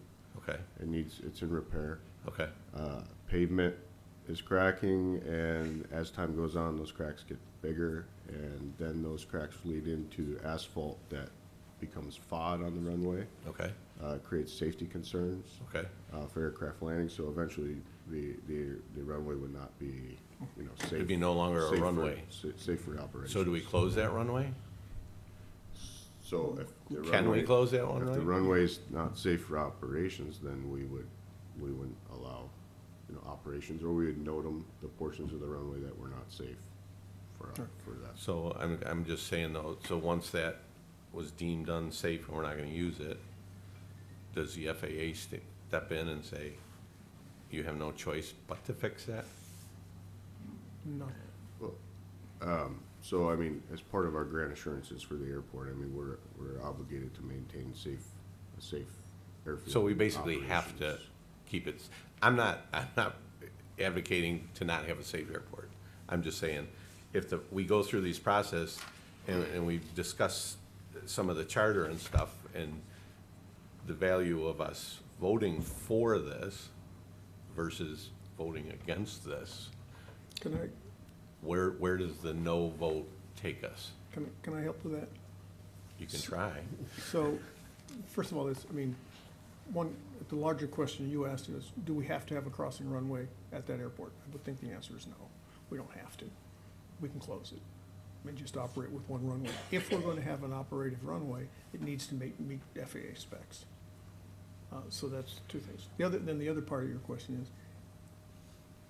if we voted no, well, then the project wouldn't go ahead now. But if we voted no and didn't make the decision to close that runway, then we're gonna have to fix it later. And then the question is, fix it now or fix it later? And usually it's Right, cheaper so you to fix just it answered now. it. We have to do this. One way or another, yes. If we wanna this keep needs that to be runway done. open sooner or Right, later. so this vote, even though it's a vote, it's not a vote because we have to do it. If we wanna keep that runway open, sooner or later we have to do it. We can pick when we wanna do Okay, it. so we can vote against this runway, and then we close that runway, and then we vote against the new lighting project, so the lighting doesn't happen. At what, can we allow the airport to close because we have not voted for repairs? Well, that's a backwards way to If I, do it, if but I may just add a few points here, you know, the federal share has been mentioned, and you know, just, I'd like to keep in mind, and you may recall, you know, previous discussions of the federal share. Keep in mind that the airport, the FAA's Airport Improvement Program, the capital program, the majority, if not, well, I don't have the figures in front of me, so, but we'll say the overwhelming majority of the capital expenditures for projects just like this one and others, multiple other projects throughout the National Airspace System, those projects are funded through the Airway Trust Fund. Those funds come from user fees. They come from jet fuel surcharges. They come from passenger fees. So the federal obligation here is being funded by the users of the National Airspace System. The local share, I certainly, obviously, we have to keep our eye closely on the local share. The local share here is being funded because the runway is past 20 years life, and it makes the most, it's prudent at this point, and the best return on our investment at this point, to reconstruct the runway and put our local share towards that reconstruction versus putting our local share towards continuing maintenance, ongoing repair of that runway. And that's what we've proposed here. We think that this is a sound business decision, and it's the best return on our local investment for the users of the airport, you know, which, again, you know, we've talked about the economic benefits that the airport brings to us. You know, just this weekend, even with the weather, we've had multiple jets in and out of the Dunkirk Airport. So it's active, and the major businesses in the community rely on the airport, and it's serving their needs, as well as the tourism needs, as well as the general aviation needs, the flight school needs. So to suggest that we wouldn't put forth the funding to Right. maintain the runway and just let it go, just And deteriorate. John, you know, we would I'm, take away from you this. heard me, I was impressed with the presentation, I was happy with the presentation, from the engineers or designers to the economic, I really do appreciate that. But I guess I always come back to this question: do we have to have airports? You know what I mean? Like, and this maintenance issue here is, yeah, pay me now or pay me later. If we don't use the federal money, and if we have to repair them, then it's gonna be local money that's spent. But what I guess, well, I'm gonna end it there. No, I appreciate the I'm good. discussion, Bob, I'm good. because, you know, having a no vote all the time is, this is your opportunity to explain why you bought it, you know, in our debate around it, and I Well, appreciate that. what I'm hearing but- though is, we have to approve this. Understood. That's what I'm hearing. So But- everybody enjoy your yes vote, and I'm not promoting to have a no vote. I understand. I'm just saying, enjoy the vote. But also, You don't have you to had made a that we comment, do have to vote So- yes on. well, you made a comment, you were advocating for our local share. I don't hold it at just a local share cost. We're here making that approval for the entire project. you're right. You know, and that's the important decision here, is how we orchestrate this to meet those costs and utilize those funds.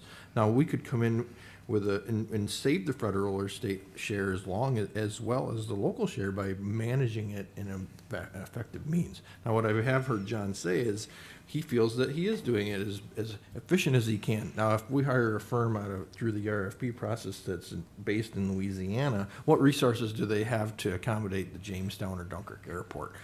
So he's done that through a vested process that is the most cost effective for our airports. In the sense of a whole And picture if you hear my, realm. I haven't questioned who we're using or how we're using. Understood, I know I that. haven't even been a part of that. But, you know, my point is My only stewards part of of the, that was hearing that we want to save money on it, but, okay, I'm done. nah, I get it. No, I'm not, I'm good. I'm smiling, John's smiling, we're smiling at each other. It's all good, but I'm done. Land on that Well, airport and you, yeah. in that runway and your teeth will be chattered out. Well, yeah, won't they? and I'm supportive of the airport and of a safe runway and everything, but I'm just curious, like, who initiates these repairs? I mean, you're there every day. Do you say, gosh, we haven't done anything to the airport in the last 20 years? Or is it the FAA saying, hey, we've looked at your runway and things need to improve? Yeah, so the airport, you know, high-level planning starts with with the airport master plan. So we look 10, 15 years out, 20 years out with the master plan. We're you know, what's the current age of our taxiways, our runways, our facilities? What's their condition? When would it make the most business sense to reconstruct those, repair those? And if it does make business sense, are they eligible? Are they eligible per the airport improvement program guidelines? So for example, a runway project, you know, the 20-year mark is an eligibility criteria. And each of these different elements in the airport have criteria associated with those. So a very good question. It's a very good question, and it's a combined effort, right? So, we're working. Obviously, we're there day in, day out. So we're assessing the condition of the taxiways, runways, facilities. If we're seeing that they're degraded, or it makes business sense to recondition, repair, we're working with the FAA, and we're suggesting to the FAA, hey, what's this, in about 5 years, we're gonna need to recondition this runway, and we put that on our 5-year capital improvement program that we bring to you, the legislature, that you review every year and you vote on. So it starts with long-term planning, and then as we progress, we generally stick to our 5-year plan, and then we adjust as needed, based on what we're seeing and recommendations from the FAA as well. I'd just like to say, obviously, as the newest member of the Airport Commission, I support everything the airport staff and the consultants are doing. As my first meeting was 2 weeks ago, the consultants come and, they displayed drawings, blueprints as to what our projected plan is. I mean, the airport staff is projecting events to go on in 2027. And like John had said, we approved last month the 5-year capital improvement plan. I mean, this stuff is not new in front of us. This stuff is talked about now of what's going to happen in 2031.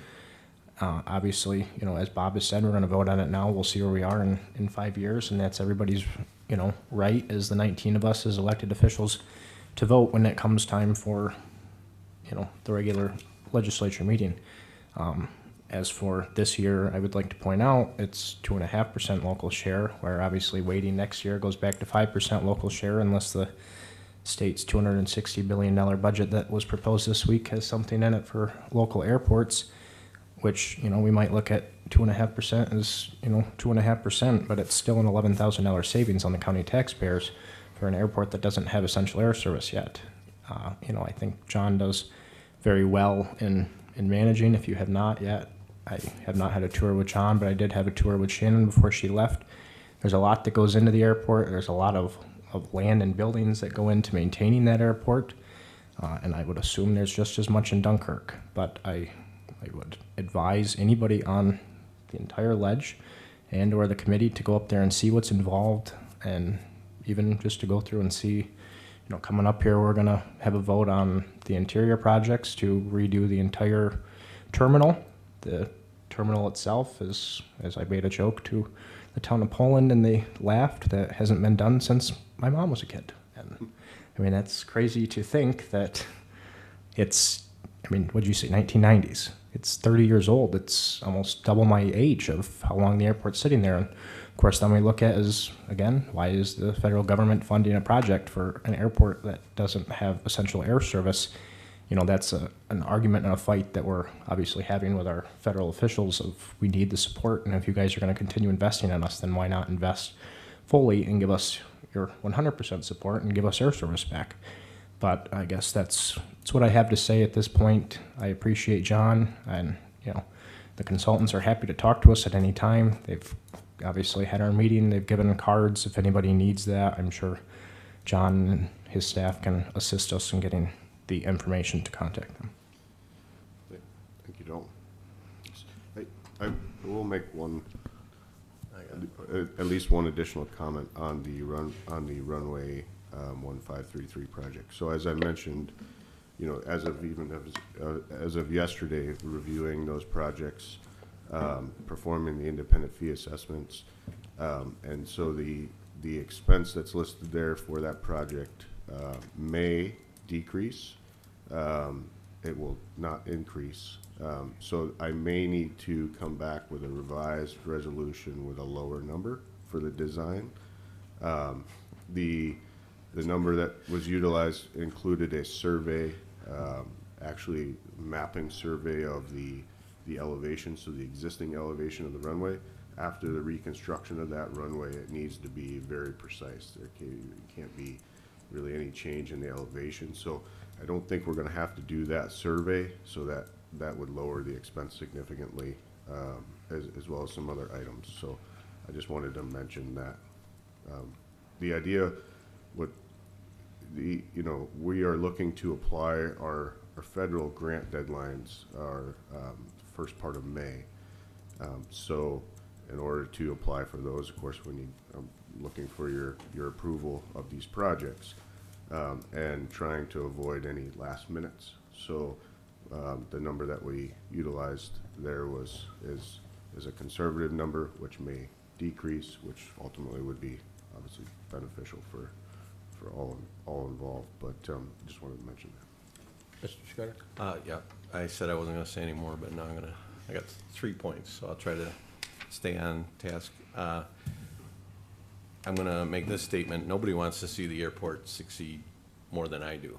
If you're a legislator in Chautauqua County and don't want to see the airport succeed, then I suggest you step off. So my no vote is not a hope that the airports won't succeed. The second thing I want to say is John and I, we speak out of committee, we speak on the phone, we get along well. There's no contention between the two of us, not that everybody has to know that, but just for the record, everything's good. Yes? Absolutely. Yes. And the third thing, as I'm looking at this, if the feds require us to do all this, then they should pay for it. So, there you go. I promise you I am done. No, and I will input, we are, as a county, have two airports. It's something that is unique. It's also something that can be really, what an asset, right? So, my scrutiny with these particular resolutions is just in the sense that I want to make sure we're thorough in the process of and vetted all the particular questions. And, and that's why some of my raising questions or comments is that way. Now, I understand the FAA has a certain way, and this is the way they want it done as well. So, appreciate the process, but it's important that we, ask the questions. And I thank John for his honesty and being able to acknowledge in the situation and questions too. it's important, and, you know, I'm hopeful that these, airports will stay a valuable asset and continue to be long in the future, so. Any other questions, comments? So all I will just say is, for my personal interest, I'd love to have that north-south runway, because I'm a small airplane pilot, and the crosswind components I can't deal with on the 624. So when I criticize this, I'm going against my own personal interest. So be it. Thanks. As a pilot myself, I can certainly appreciate Well, having the crosswind runway, yes.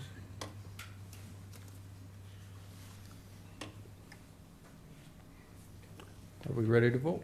Yes. All in favor, please say aye. Aye. Opposed? Nay. We have one nay. Resolution is carried. Proposed resolution number 4 is apply for and accept FAA and New York State DOT funds for terminal building renovation construction at Chautauqua County.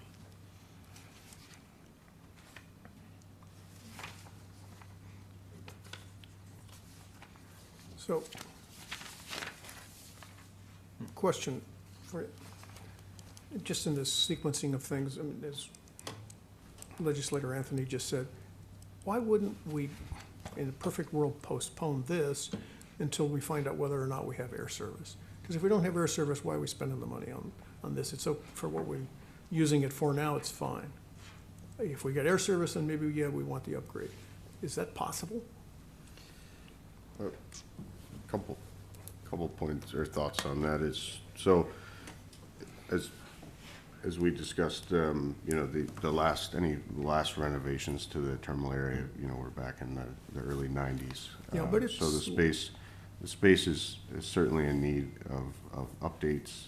It's in need of updates for ADA compliance, reconfiguration. You know, the windows, the exterior windows, entryway systems, updates in need of that for energy efficiency.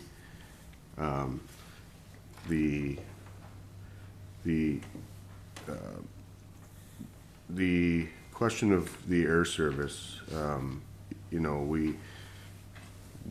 we did an extensive study for the air service, which, you know, definitely shows a demand, we feel shows a demand for air service.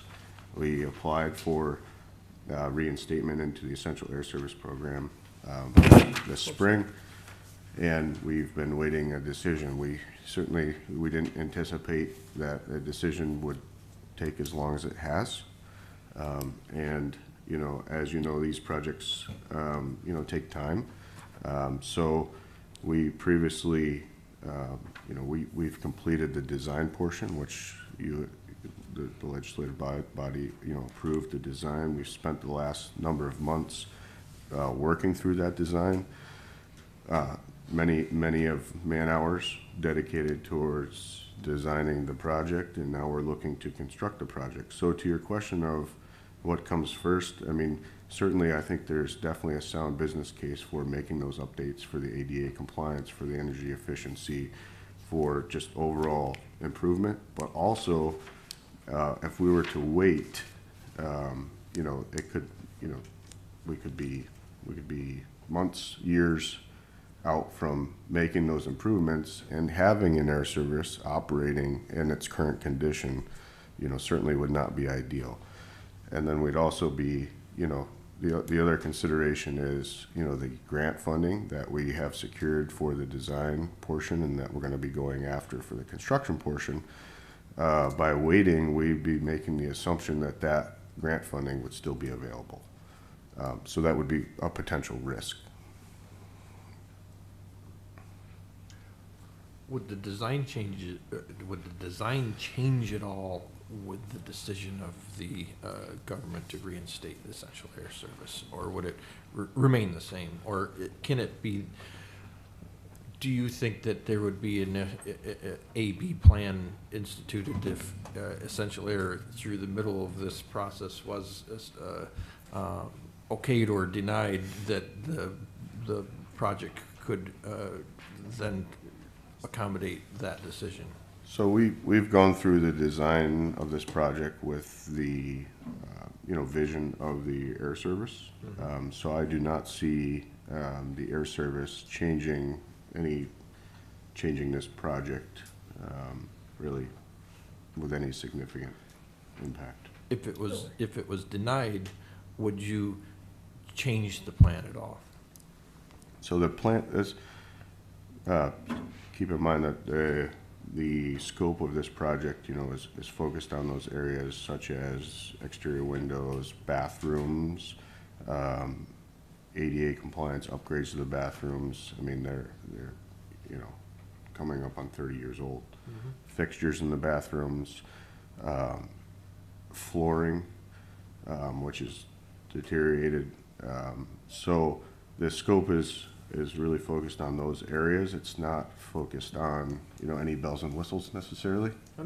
It's kind of the current needs of the facility, just as we would approach any of our other county facilities.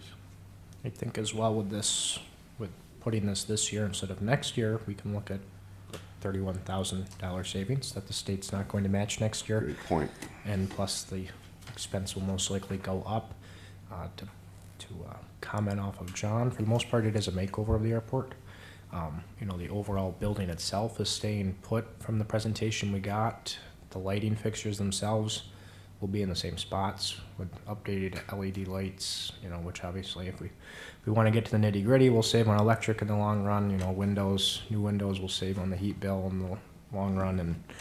And I think as well, the airport is obviously used by our corporate businesses in Chautauqua County, and not to sugarcoat it here, when you walk into the Chautauqua County Airport and you're a bigwig at Cummins, it's not the most presentable place right now. Where, in order to keep them attracted to it, obviously we want a nice looking building they get off a plane into to, get into their SUV to go over to Cummins. And I just think for A, the savings this year, and B, for $31,000 on top of the state or the federal's $1.2 million share, I think it is important for the economic infrastructure to the county to continue to invest in something like that.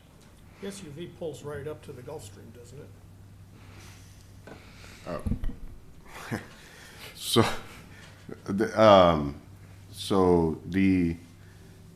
Sometimes the corporate passengers or private charter passengers would utilize the FBO centric FBO access. Other times, to Dalton's point, the terminal is utilized for Cummins and other business aircraft.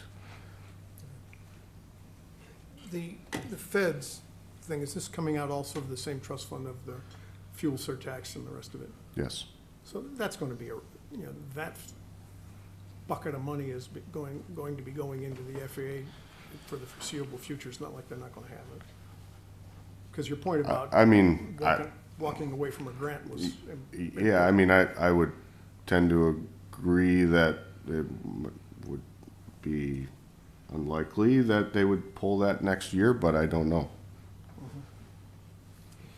But you never know. Other questions, comments? Yeah, here we go. I'm going to vote against this, but with that being said, I do attend a monthly meeting up at the airport with the Parks Commission. And when I walk in that building and I appreciate what you said, like any other county facility, it is in the need of an upgrade. Now that might sound like I'm talking out of both sides of my mouth. I'm not. I'm just saying, I guess, the project, I believe, needs to be done just from the visual and like the savings on the lighting, and windows need to be replaced. And so if we're gonna have it, it needs to be done. And why not let the feds remodel it for us? Thank you. Well, I think that's a good point. Like Bob said, the airport is used for more than just airport necessities. The Parks Commission's a prime example. We're going to be voting on a resolution here for an upcoming restaurant, and we've seen the turnaround in restaurants over just my last 2 years. And there's windows in the restaurant that look into the airport. It would be nice to keep a business within the airport, as well as any guests that go up there, whether it's for a Parks Commission meeting or even for our meetings, to have something to be proud of. and our meeting room is very dark. Do it for the Parks Yeah. Commission. Yeah, great points. And I will say, there is other, parks as long as other county entities, but even outside of that, other businesses that have reached out that use the space, that are looking, that use the space. And, we need to continue to keep that space marketable and in good condition. And potentially by making the upgrades will attract additional interest in using the space. I just wanted to say before we vote is that it isn't, I'm an advocate of being able to rebuild and fix our structures as needed and update as necessary. And it really sounds like that's exactly what this is.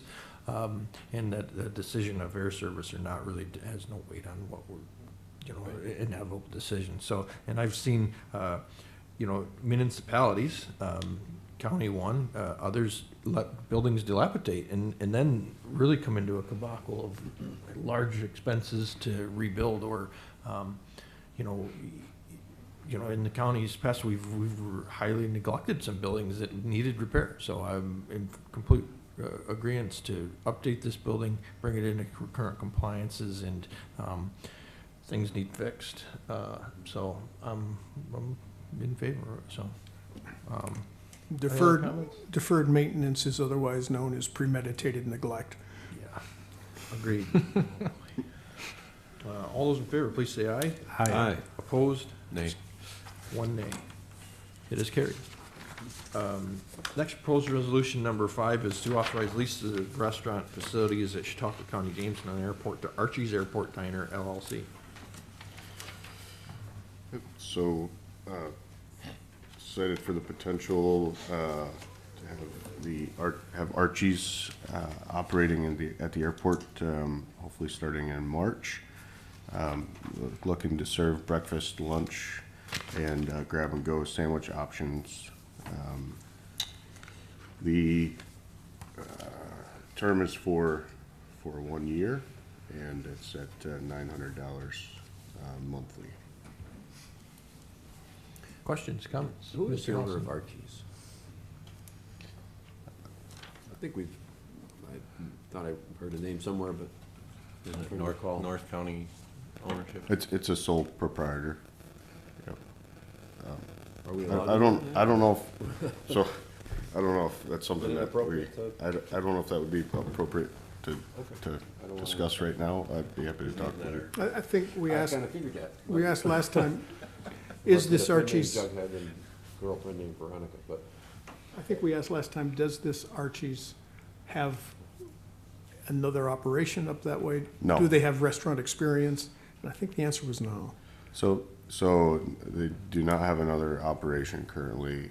The restaurant is a new venture for the sole proprietor, but they do have restaurant experience and background, culinary experience. Do they have a business certificate and all the necessary documentations Yes. and things before? Okay.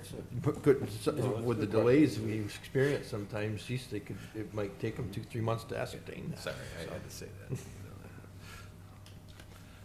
I will be voting in favor of this, if anybody's wondering. Holy moly. Sampler would have Comes been to made my food, vote a and little your whole mindset changes. Bob and I are having lunch there when they open. Yes. Any other comments, questions? All those in favor, please say aye. Aye. Opposed?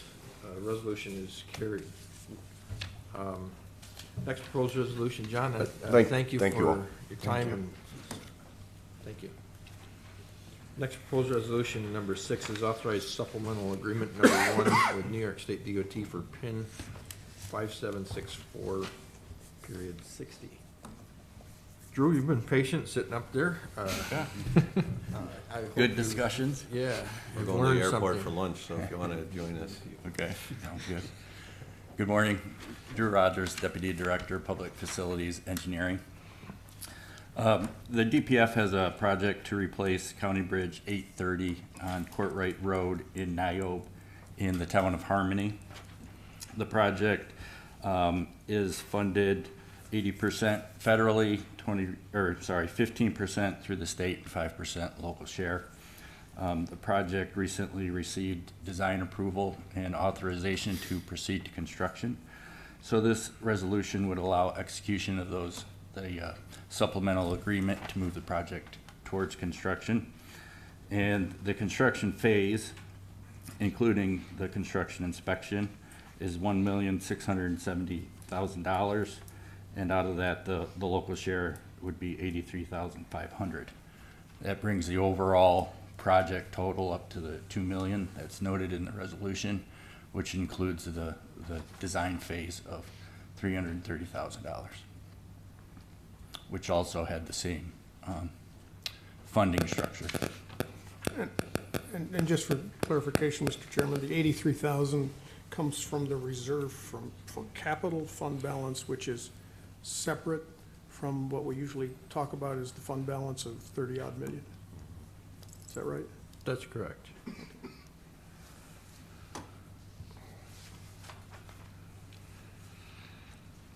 Other questions, comments?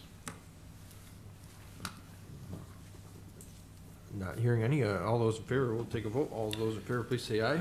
Aye. Opposed? It is carried. Thank you. Thank you. We're not really having lunch at the airport, so don't go up. Proposed resolution number 7 is authorized execution in New York State Office of Homeland Security statewide interoperable communications targeted grant program fiscal year 2024 and for fiscal year 2025. Corey Lymaster, Communications Coordinator with the Sheriff's Office. Orlando, Fiscal Supervisor. Jim Retzel, Undersheriff.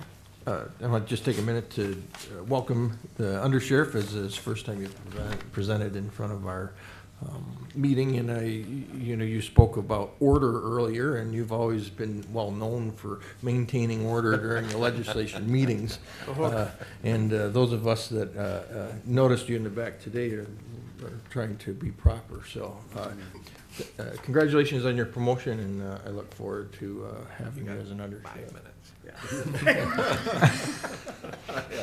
We're a group, 5 minutes? See, I was accurate. Thank you for the welcoming words, and I feel myself very fortunate to, through a set of unique circumstances, to find myself back in the sheriff's office, and I'm very proud to be here. And I'm very proud to work for Sheriff Quattrell. Thank you. All right, this resolution that we have in front of you today is to authorize an execution of an agreement with New York State Office of Homeland Security for the statewide interoperable communication targeted grant program for fiscal year 2024 and 2025. The performance period is January 1st, 2026 to December 31st, I apologize, 2029. It's for $1,900,000. And this was not included in our 2026 budget. So we're requesting a budget amendment of $950,000 to increase our equipment appropriations and increase our New York State aid $950,000 to make this a budget neutral budget amendment. Nice. And there's no local share. Yes, there's no local share. Nice. Yeah. You got me, I'm good. But it's strictly for our equipment. Yes, so this is to add at our tower sites some interoperable communications channels that stemmed after the 9/11 incident, because a lot of different agencies didn't have common channels that they could use to communicate when they were responding to that. So this is to put those channels on our radio system. So who will we be able to talk to in the future that we can't talk to now? So the most recent example of when we used this was when Burham escaped from the Warren County Jail a few years ago, and we had a lot of state and federal agencies working in the Warren and Frewsburg area for that search. We actually set up a temporary solution with one of these channels. So it would be any users that are not on our trunk system, they'd be able to come into our county and use this to talk to our system. And that, correct me if I'm wrong, because I was asking the same questions, it also includes fire departments? Correct. So any public safety entities that have this programmed in their radios, their portables, and their mobiles, This will allow them to talk using the repeaters at the tower sites and into our dispatch center, as well as broadcasting it out, as opposed to it just being local radio to radio communications.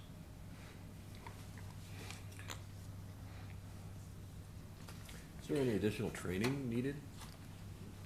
We do Definitely. currently offer training to the different fire department agencies and to the law enforcement agencies through our technical services at the radio shop. And it's just knowing how to find the different channels in their radios. So they already have this programmed in their radios that they have now. It's just adding another layer to where instead of it just being the radio talking to the radio, it's going to broadcast it out much stronger and with a better antenna. So And usually it would be a supervisory decision to, depending on the situation. We need to move to another channel, the situation's got too big and it has too many entities in it, and then you put it out there, we're going to X channel Okay. for this incident, and try to keep the air clear for different situations and movements of people. Is there a particular reason for the, in the title it has for program fiscal year 2024 and 2025? So that was just the state's fiscal year that they're funding this grant out of. So they combined the 2 years funding to fund more projects. Okay. So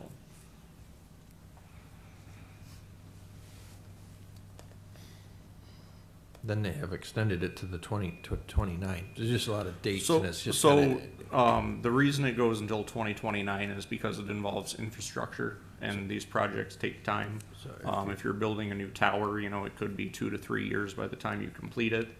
Our project plan is to put it on existing towers that the county already owns, so we won't have to build a new tower, because that would use all of the funds to do that. So we're adding equipment to the towers that we currently have. Other questions, comments? All those in favor, please say aye. Aye. Opposed? It is carried. Thank you. Thank you. Thank you. 4 minutes and 52 seconds. If you have any notes, please. Next proposed resolution number 8 is authorize intermunicipal agreement with the city of Dunkirk for installation costs of public safety camera system.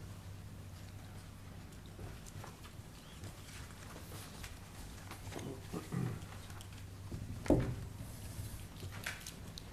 morning, committee. Madeline Contiglia for the District Attorney's Office. The resolution that you have before you today is to authorize an intermunicipal agreement between the DA's office, Chautauqua County, and the City of Dunkirk for the installation costs of public safety camera systems. The City of Dunkirk had purchased cameras to be installed at major intersections in the City of Dunkirk for the use of for public safety use, similar to the camera system that the Jamestown Police Department has. It's less extensive for Dunkirk, but it is the same concept, where the police department would have access to them. They could review camera footage if an incident occurred where a camera was located, and then we could use that to assist in the investigation. The city had purchased the cameras and had partially installed them, but then with the city's financial crisis, they were not able to complete the project. So they had approached the district attorney for the option of if the county could provide any funding to finish the installation of this project. The project cost remaining is just under $37,000. Exactly, it's $36,000, $36,760.33. This would be provided by the district attorney's office through the use of the aid to prosecution grant funding that we received in the previous, in this current fiscal year. It's the 2025-2026 fiscal year that we had presented a resolution on in December. So the grant premise, just to remind you, is to use for public safety related prosecutions and assist our office in offsetting some costs associated with prosecuting violent felony offenses. And the camera system would do that, and it would help us with the investigation if a violent offense occurred in the city of Dunkirk, in the area where the cameras were installed. So we had agreed through the district attorney to pay the remaining balance for the city of Dunkirk so that they could finish their camera project.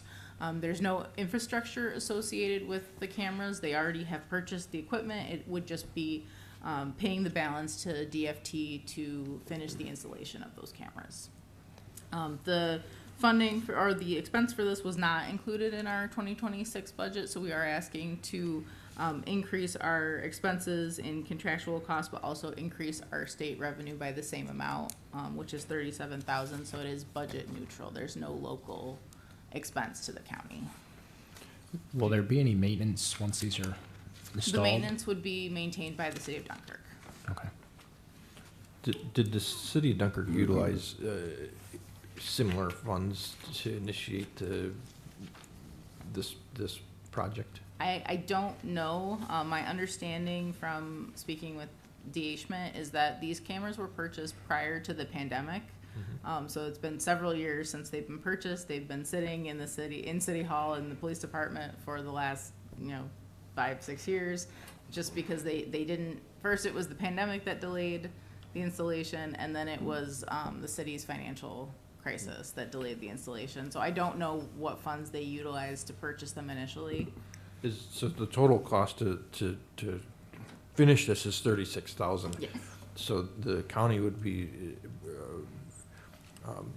contributing the full amount, so the city of Dunkirk has no matching amount to this current thing. Correct. Yeah, just have what they had previously put in, which unfortunately I don't know the Just answer. for the purchase of them. Yeah, but this, the remaining balance on the contract that the city had with DFT is this 36,000 and some change that we would be covering the remainder of them so that they can install the cameras and get them up and running and we can use them. And then we would have full access to the footage that the city of Dunkirk has. They would provide us with the footage.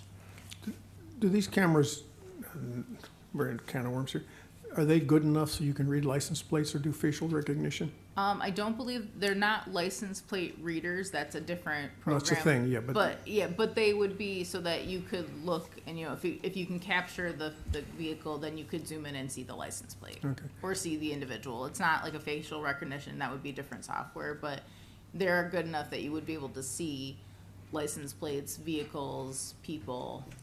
Because I'm on the sheriff's stop DWI thing, and one of the things we keep looking at is distracted driving and people on their cell phones causing accidents, and why we don't use cameras the way other municipalities do to snap pictures of that and send a $300 fine is beyond me. Yep, and that could be the goal of the use of these cameras, is that the city of Dunkirk can start using them for traffic enforcement.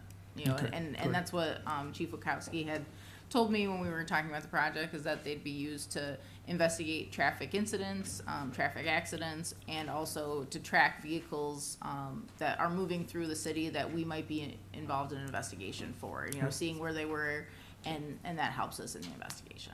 I don't want to be a negative Nancy here, but do we know what the maintenance fees would be on a year-to-year basis? I don't know what they are, but I can certainly find out for the committee. And like I said, we are not obligated to pay the maintenance. Right. We're just paying the remaining balance of the installation. Well, my thought to it is, if we can't budget enough money to fulfill the project, are we going to budget enough money in a city that's facing the deficit they are in order for us to use such an investment that we are putting our money towards to enact public safety? And like I said, I'm not trying to be a negative person, but obviously we want our use of it as well. And if we can't maintain the durability of this, then I guess I struggle to put $36,000 towards something that's not going to affect us, or help to affect us. Well, let me ask that same question a different way.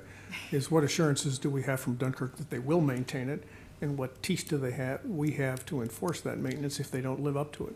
I was not involved in those conversations. The district attorney handled most of those, so I can certainly find out for the committee, what the maintenance costs of the cameras would be annually, and what assurances Dunkirk has that they would be able to pay those Sure. maintenance costs. In other But words- I'm happy to report back to the committee Okay, after that. that would be Yeah. good. In other words, we're happy to fund this, Yep. but hey, you We guys want- need to maintain them. I Yeah. completely understand. I just don't want to see a resolution next year asking for more money because they can't cover the fee of providing the service to DFT again. No, I understand. But you meant, it's a budget neutral. We have the Yes. money in a grant. Yep. So, Yep, the grant for us is budget neutral, so there's no local impact, for this $36,000 and some change. And I don't wanna speak for Dunkirk or the district attorney, but it is possible that we could utilize similar grant funds if we receive them, if the city of Dunkirk I'm just gonna was ask, unable to pay for them. because this is audit and control, have you guys talked with the sheriff to possibly see if both your budgets could go in? I mean, I would see how this could affect both of you guys positively. We have not talked to him, but I'm sure that we could certainly approach the sheriff's office and come to an agreeable resolution should it come to that, and the city is unable to pay the maintenance fees. We're just trying to make sure that this is the whole camel, not just the nose. No, I understand. I understand. No, and to comment on Legislator Nelson's comment is, this is grant money, but also did the department have these funds earmarked for anything in particular, or was this kind of a change in what you were, and also what is the total, does it specify the total pool of money that is available in this grant that you are using? We had it in December. Off the top of my head, it was upwards of over $700,000 for the year. I don't remember the exact amount, but it started with the 7. But we didn't specifically, the aids of prosecution funds are vague enough that we're allowed to modify what we need to use them for throughout the state fiscal year. So we never actually we don't have to commit them to any one project before we receive the funding. It's a block grant that's given to us. The total award is provided to us in one payment from the state, and then we can use the funds however we see fit to improve public safety and prosecutorial services. So they're not earmarked for anything in particular. But when we were planning on receiving these aid to prosecution funding, this payment was something that the district attorney would have wanted to include. So it kind of was budgeted for. Okay, no, and that's my point, is if Yeah. it's something he knew that was out there that could help and that was worthwhile spent. He approached me and was like, do we have money to pay for this? And I said, I think we can use aid to prosecution for it. And then we researched it and we can use it. And this goes to a point, I hate to tie all this stuff together, but our discussion in the local law, this is a clear example of in which a method that the district attorney that is an elected official is utilizing his ability to fiscally manage his budget. And so I'm going to support his decision. Administrating this. Questions, comments?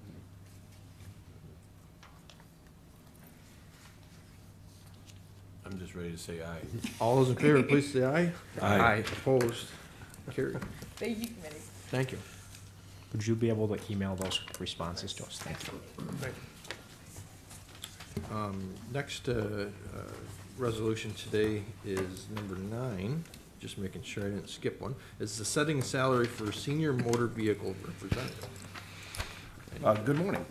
Greg Carlson, Chautauqua County Clerk. As he stated, the purpose of this resolution is to set the salary for the senior motor vehicle representative position. This is a newly created position that would provide both frontline customer service and operational supervisory support in the daily operations of the DMV. And just to give everyone a little background on this, so in 51 of 62 counties, the county clerk is an agent of the New York State Commissioner of the Department of Motor Vehicles. The commissioner has the ability to set minimum manning standards, and one of the standards that he set fairly recently was that the DMV locations would have 3 employees, including 2 workers or 2 motor vehicle representatives and a supervisor. We only have 3 supervisors, 1 at each location, 1 at Jamestown, 1 at Dunkirk, 1 in Mayville. So anytime we had someone who was absent on vacation, out sick, it would create problems. In fact, this is what led to the Thursday, Friday closures of the Mayville DMV for the month of December. So creation of this intermediate supervisory position would provide backup to the supervisor and also meet the state commissioner's requirement for a supervisor for the operations and customer service portion, and also the 2 employees. So essentially, it would eliminate the problem that created the closures in December, and in addition to that, it is a mandate from the State Commissioner Department of Motor Vehicles. This will be a budget neutral change if approved, so if this is approved, the next step would be a budget resolution where we'll move money with savings in one area that's been identified in 2026 to cover this. And just to be clear, this isn't creating new employees per se. It's taking current existing positions and upgrading them to the senior DMV representative position. So it's a very modest increase as far as salary goes. We're not hiring a new employee. We're taking employees that already exist who meet the criteria and promoting them to the senior DMV representative position. And with that, I'll open it up to any questions. Just before you ask the question, Tom, I just want to welcome you to the committee. So as, obviously you are no stranger to the committee in the sense of your tenure with the county. Obviously served as a veteran servants agency department for a long time, and we thank you for your service here. So welcome as an elected official to as a county clerk, and as a body we look forward to working with you in the future to effectively work, like you said, through the Commission of Motor Vehicles to manage our facilities here, but also weights and measures, vast list of and everything else. Yeah, scales, you go into each and every store in our area to make sure that we are getting a pound of cheese when that's what we order. So, yes. And it's labeled correctly. There's a lot of things that the clerk's office does and facilitates, so look forward to working with you. So, this is I'm fine with this. It's small, no headcount increase. Great. Sure. But you said one thing that rang an alarm bell, and I wouldn't apply it here because this is so small, but in a bigger picture. If I understood what you said was you had a favorable variance in other areas of the budget, which you are now going to apply to this potentially unfavorable variance of the budget. We allowed the overall budget to dip into the general fund to the tune of about $4 million, if I have that right, which I was never comfortable with. So to me, first call on any better than budget performance a department hands belongs back to the fund, not to cover something else. Again, this is too small to jump on, but I'd like to make that kind of point as a matter of principle. I don't believe the $4 million in the general fund is an accurate number, but I can double check on that. Well, that's what and Kitty check told, back. Kitty told me a couple months ago. I may be wrong. That's the total budget. What's Yes, that? in the total County budget. Yeah, total, yeah. Oh, okay. I thought you were talking about the county clerk budget. No, I'm like, no, all right. Yeah, sorry about that. I was like, $4 million. Doesn't No, sound right. that's the total. No, I understand. Yes. Yeah. Mr. Nelson? So, yeah, I mean, first, I thought we were adding a position, and then you said we're not adding a position. No, so this is a title that did not previously exist. So right now in the Department of Motor Vehicles, you have generally 2 positions, not including the administrator. So you have a grade 7, which is a motor vehicles representative, and then you have a grade 11 title, which is a motor vehicles supervisor. So what this is doing is creating a new title of senior DMV representative. So the difference between a motor vehicles representative and a senior DMV representative is that a senior DMV representative can supervise operations, meaning they can do overrides, audits, all of the daily operational functions. The difference between a senior DMV rep and a DMV supervisor is a DMV supervisor is going to have overall supervision of the DMV location. So they're going to do scheduling, ordering of supplies, annual reviews, training. So this is basically creating an operational supervisor title, but we're not adding new employees. We're going to take a couple of our current employees and upgrade their position to this title. So the total county workforce is not increasing by 1. Correct. Okay, because that's, when I hear that, I think. Yeah, so it's that's kind of it's a red creation of a new title flag. Okay. and setting the salary for the new title. as opposed to, now sometimes you can create a new title and a new position at the same time, but this is, we're gonna have the same number of people working for the DMV. We're just gonna have a few of them that now have a new title. And Will this help the efficiency of the DMV when I go in there? I mean, will that, should it? I mean, Absolutely, so, I would hope. correct, yeah, so it definitely will help the efficiency. Specifically in that, you know, right, we had to do a lot of different things once that mandate came from the state commissioner.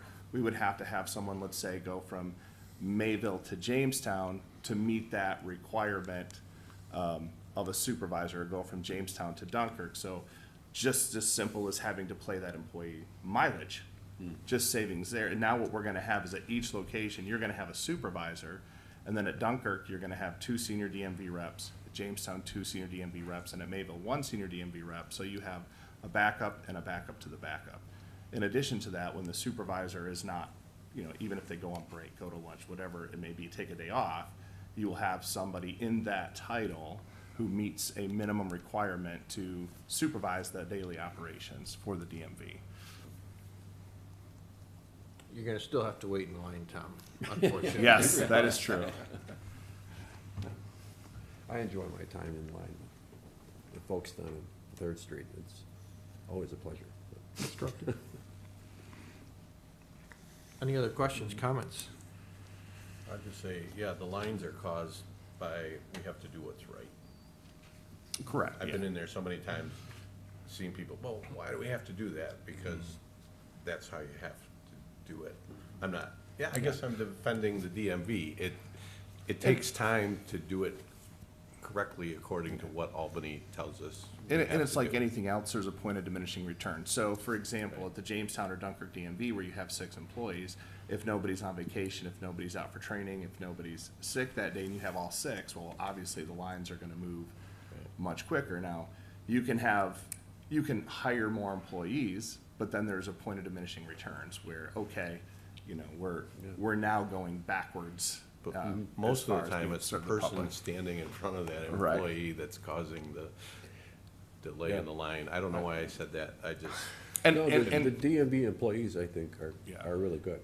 It's, they have a set of rules, and it's fun to hear people say, well, I don't understand why I gotta have a license plate on the trailer. You know, and they're like, well, because law 11-648 says that. Yeah, but that makes no sense. Just give me the, and they're like, and I'm going, if you just listen to what they're saying and do it right, then I'm the next one up. 100%. It's not appropriate to discuss in this forum because I think it's kind of gone long enough. But we are actually working on some things to try to help customers be able, like, information put out beforehand for customers to come up with the right thing. Not that it'll happen, but we're at least going to make an effort to make some improvements in that way. So Well, I'd like it to go is- on record that I'm defending the Chautauqua County. Mr. Scudder Department of Motor defending the Vehicles. DMV. I got it.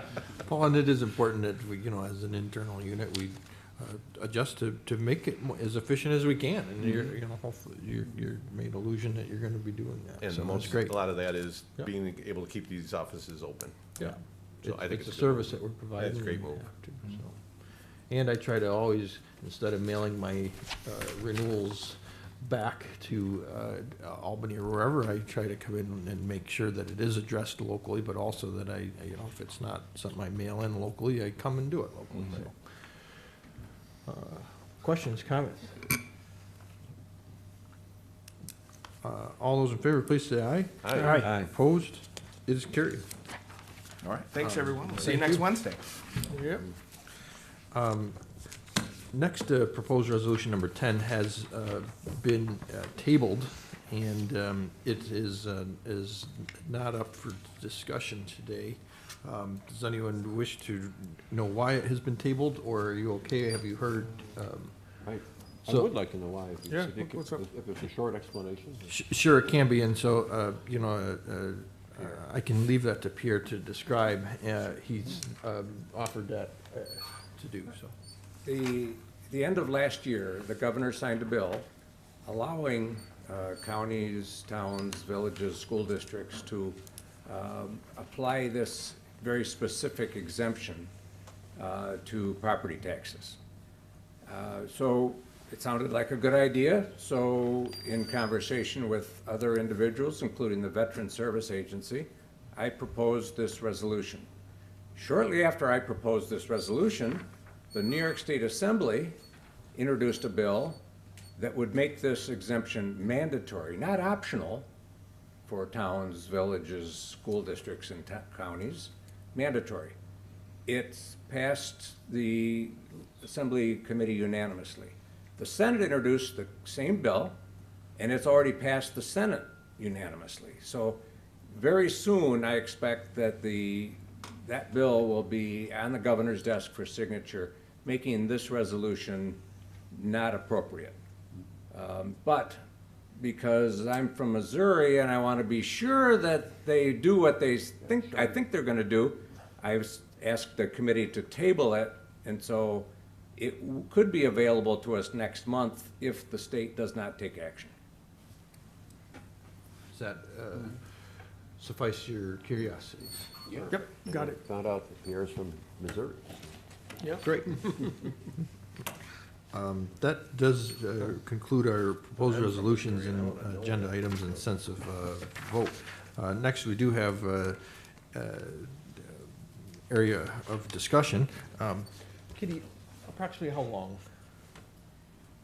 At least 10 minutes. You can take a break if you want. What I'm referring to is, does anyone need a break, or would you prefer just to get right into the discussion? It's a question just for. Doesn't matter to me. I'm okay. I'm okay. Good.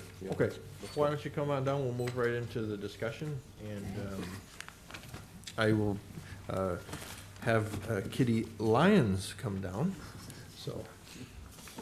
Thank you. It's the first paper that I really noticed the change. This looks like it's gonna take. Oh, I should open B. Hello, Kitty Lyons, Director of Finance. Just to, no wedding bells or anything like that. I just went back to my maiden name, so after some time. And I did have a good experience at the DMV when I had to go and get my new license last week. Anyhow, so the investment portfolio, I have, a few things here to go over with you. I have a little bit more than usual. I know you have at least one new member on the committee, a newer member. So I just thought I'd kind of recap everything here.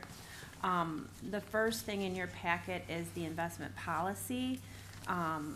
So that was the last full policy that was adopted. I think it was 2024, but you as a committee and then legislature reaffirmed this policy with no changes for 2025. So the policy does say that annually it should be reviewed. So, in the policy, you'll see that it does delegate the responsibility of managing the portfolio to the Director of Finance. It identifies what are allowable investments, which banks that we do business with, and, importantly, what the objectives are, so liquidity, legality, safety, obtaining a reasonable yield.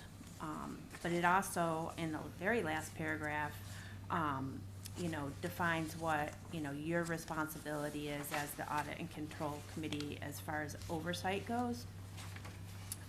So just wanted to point that out, so you're aware. Just a point of reference or for clarity, I didn't know if I caught, but you typically will state if you want something to be maintained in the minutes or not, and I didn't catch that you did, but I think that it's proper that we do establish that we do wish this to be captured in the minutes, just because of our diligence or needing to do this. Yes, and I was thinking that just as I started talking. No, and I just wanted to clarify that as before we proceeded It is further, as so part of a thank you. corrective action plan to a previous audit that we should have this discussion recorded in the minutes, so thank you for that So- reminder. Underlines are changes. Those were the last changes that had been adopted. You don't need to do anything now. It's just, that was the last fully adopted version, and the last time it was fully adopted, those were the changes at the Okay. time. The last time it was amended. amended, and We've then. reviewed it every Sure. year. Yes, and then Alright. last year, this policy, was reaffirmed. When you don't, if there's no changes, the full policy isn't part of it. So there are no amendments in this, the underline is just reflects the last amendments. Yes, Got and it. I just providing you a copy so you know what the current policy is. And that's correct, and it's up for discussion right now in review. And if someone would propose an area that, where they wish to make an adjustment or a change, then we can bring those forward at a later date, or even today, and then revisit that as a new amendment next month. So, Sure. you know, we are, it is a discussion today, and if you wish to Okay. consider making any changes, we're up for that discussion, but please Yeah. make notes of it and bring it back Yeah, to Kitty You know, or some of the whoever. more recent changes to it were just to add some new permissible investments that the state approved at this, because the state had added some new ones in the COVID timeframe, and so this policy just added those ones to the list. If we ever have a change in a bank that we might want to do business with that's not already in here, that would be another reason for change. But generally speaking, there's not a whole lot of changes routinely. Also, as an aside, the financial management policy directs that investment earnings from the general fund are reserved to fund capital projects. So I just want to call that out too, because that's separately noted in the financial management policy. So again, I know that came up earlier, a question on the capital reserve, so that they're not, those aren't the only funds that fund capital projects, but general fund interest earnings are dedicated to fund capital projects. Okay, so that's just for you to, you know, have the latest current copy of the policy. And then, you know, the next attachment there is the most recent investment report. So per the policy, you know, the investment report is sent monthly. I will, you know,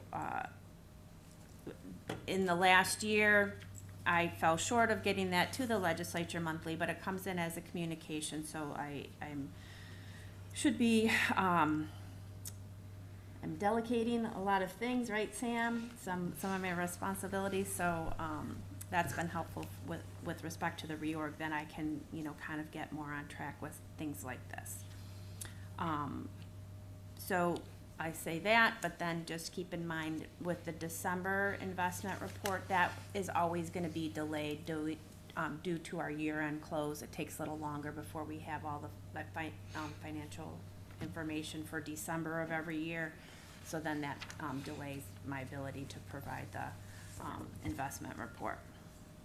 So within the investment report, that's gonna show you, you know, our overall, you know, transactions, the current cumulative earnings to date, and otherwise the total portfolio. So we pool the county's cash. So for all of their different funds, sewer funds, you know, highway funds, general fund, our cash is pooled for investment purposes. And then at the end of each month, the earnings are allocated to each of the different funds based on their ending cash balance. So that's what you see on page 2 and 3 here, is just where how the total earnings are allocated. Kitty, can I ask you a question? Is the ARPA money, is that gone? Or is there still this $3,000? So it's, you know, whittling down. I mean, if you look down on I guess it's the second page in the bottom left box, or the shaded area, that was as of November. We had 939,000 still invested. We only we draw it down as we have invoices for ARPA projects. So, you know, as that cash balance whittles down, we're not gonna earn as much interest, cause there's less money to earn. But that's gonna Yeah, continue but- still for a while. Oh, yeah, well, until the projects are completed, money's which, gone. yeah, so Okay, hopefully, okay. you know, I think we have until next year, but Okay. yes. So that brings it just in the top line, right on your front page. So we started a balance of 115 million. We had withdrawals of 25 million, deposits of 11. So we've come down $13 million. How much of that was the spend down in ARPA funds, and how much of that was the rest of our operations? From the beginning of this, I mean, this looks like a negative cash flow, and the quick question is, why is our cash flow negative? Well, we're spending down ARPA funds, that's fine, that's planned. But yeah, but also, another point I was gonna be getting at is like, with our, the accounting treatment, we have to book the market value, the change in market value. So there's a mark-to-market component, Yeah, so it's. gains it's- or losses, yeah? Yeah, so. Well, it should have been gains. Yeah, it is, okay, so. Well, the market was up a bunch. Yeah, so this is just the, you know, the month of November, not the whole year. Oh, this is month to month? Yes. Correct, Oh, yeah. okay, sorry. Yeah, I so. thought it was year to there- year. I'll get to the last page, which does show you our cumulative, you know, information. I'm ahead of myself, sorry. No, it's okay. There is a lot here, so, I just wanted, you know, and then, you know, further in, you'll see, these are just all the individual holdings at the end of that month. And then, the very last page will show you, you know, I like to have the last 3 years that show the month by month. It's divided up between our long-term investments, short-term investments, which are our, New York Municipal Pool or CD, not CD, a money market type of fund. We've segregated out the ARPA investment, earnings, just because we wanted to track that separately so that we can utilize those interest earnings toward, you know, further, ARPA projects, though there's no restriction on those. So you can see, you know, for ARPA, even 2021 was when we first received the funds and started, earning any interest. So back to 2021 through this year, you can add up each year to come up with our total for ARPA interest. But, this just gives you, you know, all the way back to 2013, you know, what the portfolio's performance has been.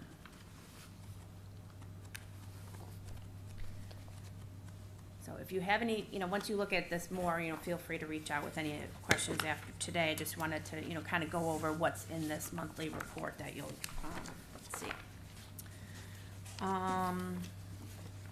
Okay. Additionally, we work with 2 other partners. We have a partner, 3+1, and they help us to monitor our liquidity needs so that we never are investing more or have money locked up that isn't liquid to meet our liquidity needs. So, so we meet with them quarterly. This next scorecard, and I will be sending you the full report. It's like 50 pages, but they send us a quarterly report. They look at, you know, our accounts payable trends, you know, how much, and really what they're helping us understand and monitor and validate is, you know, how much we can have invested in a 12, you know, locked in for 12 months, 18 months, 24 months. How much do we need to have liquid for the next, you know, 3 months, 6 months, 9 months, things like that, so that we always want to ensure that we have enough liquid cash to pay our bills every week.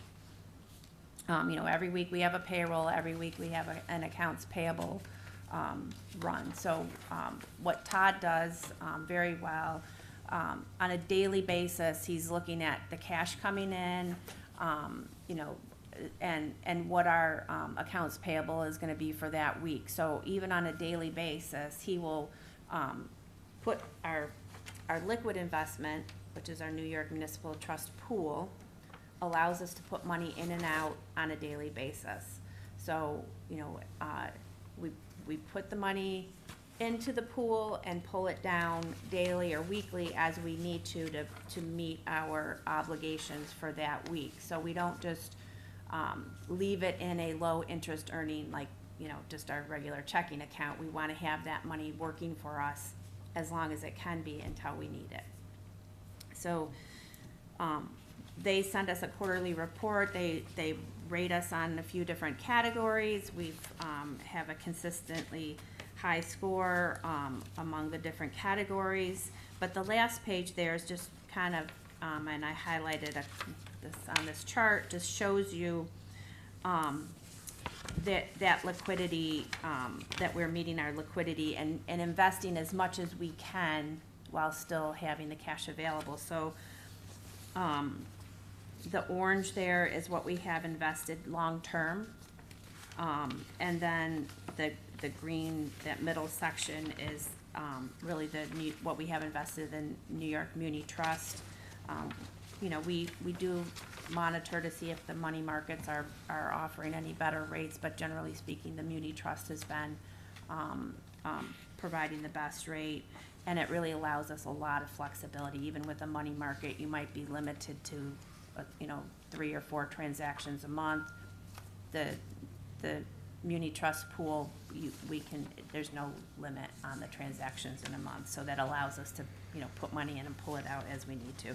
And then the yellow there is just what we have left in our bank accounts kind of on a daily basis. So that's what we want to minimize so that we're, have everything invested, making money for us that we can at any given time. And again, I'll send you this full report. It gives a little, it's good because they kind of have more definitions of things and explanations, so it's a good reference if you are interested in that sort of thing. The other partner, or 2 partners, we have 2 investment brokers that we work with that help us to look at our longer-term investments. And those are all defined in the investment policy, what's allowable under New York State and our policy that our purchases we're allowed to make. And we did just meet with our broker, one of our brokers last week from the Baker Group. They meet with us routinely through the year, talk about strategy for the portfolio. Typically what we try and do is, as our cash receipts, our tax payments are coming in the beginning of the year, we can look at which investments are gonna be paying down through the year, and then we will reinvest those monies throughout the year. In the last couple of years, though, what we've tried to do since rates have been so high, is really take advantage of those higher rate investments. So rather than maybe waiting till they pay down during the year, when we are, kind of more of the cash has come in like March, April, May timeframe from the tax receipts, knowing, like, let's just say, for example, we know we're gonna get $5 million back in our portfolio by the end of the year. Well, we have that $5 million already, and we may reinvest that earlier. We strategically did that more last year, and a little bit the year before, so we could lock in those higher interest rate investments, and that has really helped our portfolio. And then as things pay down, we're just not reinvesting for the rest of the year because we've already reinvested what we know we're gonna get back in a given year. So on this last handout, this grid here shows a couple of data points. So if you look back to like the bottom highlighted row that's June 2023, our gain loss, and another point I'll make is that we have to book the market value, but our position is that we're gonna hold to maturity. So we're not gonna, unless something catastrophic happened and we're closing Chautauqua County government and we had to sell off the portfolio, back in June 23, our portfolio the market value was, underwater, $7 million. We've improved that in December of 2025. That market value gain loss was reduced to roughly 3.5 million. We've also improved our yield from 2.75 to 3.4. The benchmark our broker sees for our type of portfolio is about 2.8, I think is what they said 2.9, so, we are performing ahead of their benchmark. But also, in the last column there, as we have better protection, you know, in terms of price volatility. So, you know, back in '23, we were almost 15%. It's like if rates were to start going higher right now, up 300 basis points back in 2023, you know, that was for the price volatility was 14.7, and we've reduced that now to 11.16. So that just means we're a little, there's less risk, you know, when there's changes in the rates. So we've brought that down a little. So, you know, I think right now, you know, we're pretty well positioned as we go forward. Like I said, we meet with our broker and liquidity partners, you know, routinely, to stay on top of it. Todd is, you know, managing the cash on a daily basis to make sure we are, have what we need when we need it. But also, you know, not all counties take advantage of doing those daily, in and outs to capture, you know, shorter term investments, nor do they, a lot of them, invest longer term. There's just, you know, so we are recognized often, you know, among our peers as, you know, kind of, you know, having a much better, strategy, and process around our portfolio, so. And just discussion, so the second to last page where you've got the orange, green, and yellow highlights.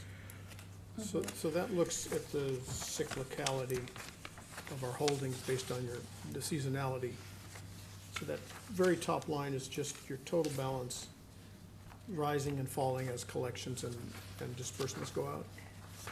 Well, I mean, yeah, so that's our total holdings throughout the year, you know, throughout the time period on this chart. And it's just showing you of our total holdings at any given time, that yellow is really, we have the smallest amount in low, yielding accounts. Yeah, that from your graphic standpoint, that you've shaded it yellow, but it's that very skinny gray. I know, when Okay. you get the electronic copy, it's in color, so you'll see, it'll be more clear. Got it.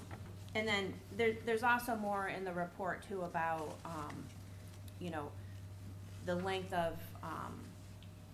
we could have anything invested in the duration, so there's more about that in the full report. Okay, all right.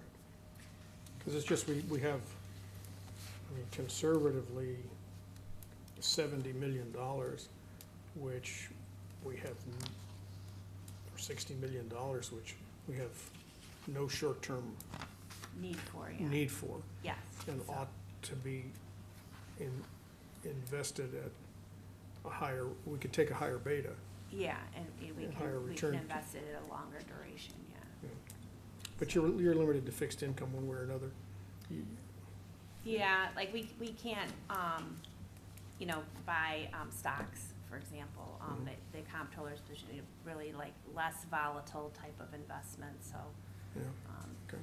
Because when you, well, that's the controller, because when you've got that kind of base that just is not needing to be tapped, Yeah, so, if private sector, you'd be wanting something with you'll take a much bigger beta to get a much higher yeah, yield. yeah, so, Okay, And we've debated that with the controller over the years.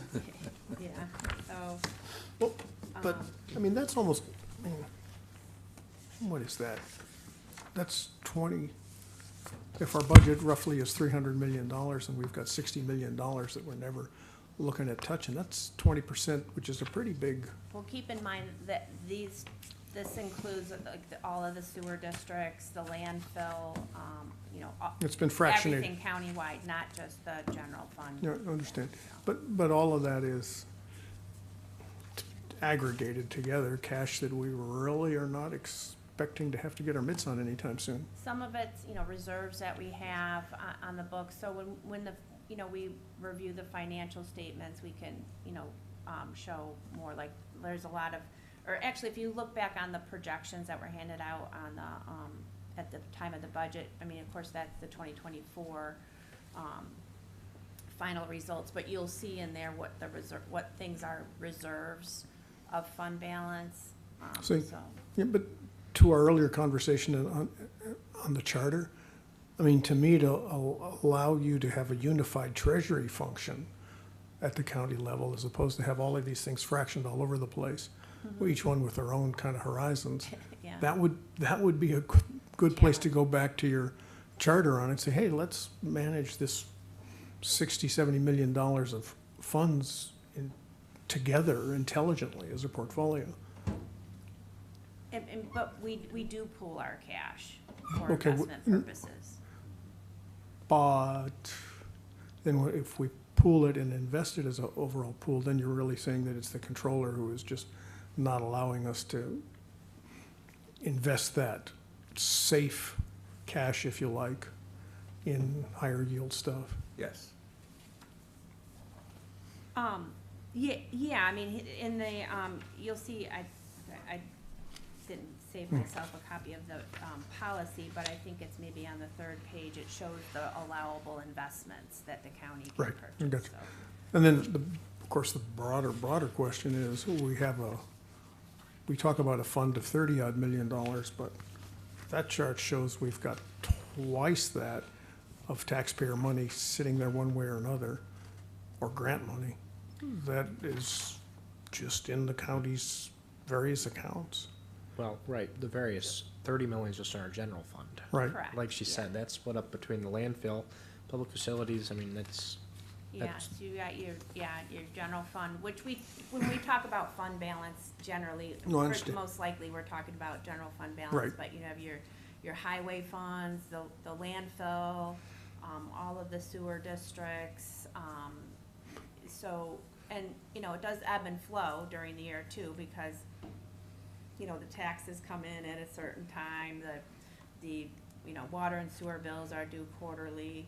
Sure, but I guess So there's- it's more maybe it's a state law question on my part is, why are those other funds from a cash management and investment perspective stuck? Or not, why are they not part of this balance of how much money we just need to have lying around in the county? Why are they stuck in those different departments? Is that a law? Is that state law? So when you talk about, for instance, One of our sewer districts. sewer districts has a fund. Yeah, I mean, their whole fund, they're considered an enterprise fund, so their expenses are offset by their user fees. Sure. Not, you know, the tax levy, so they are in their own distinct fund. Right. But I guess what I'm trying to ask, and not very well, is, you know, we want to have, for instance, and should have unified, you know, budgeting formats across everything. But here's a case where we could unify a whole bunch of resources and either invest them better if they'd let us, or return them to the taxpayers, because really they're just sitting there year after year when you aggregate them all together.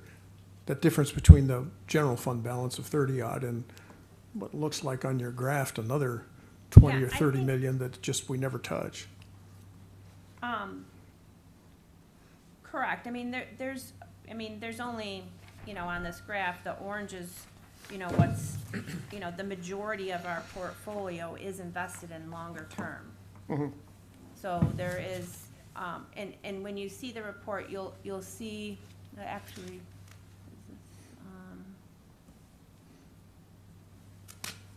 I can't remember if this is it or on another page, I believe.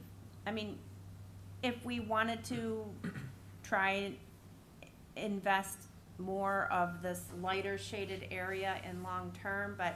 No, I wouldn't do that, 'cause we you're don't, bouncing you know, on zero. Because we need, I mean, No, you'd bounce on zero.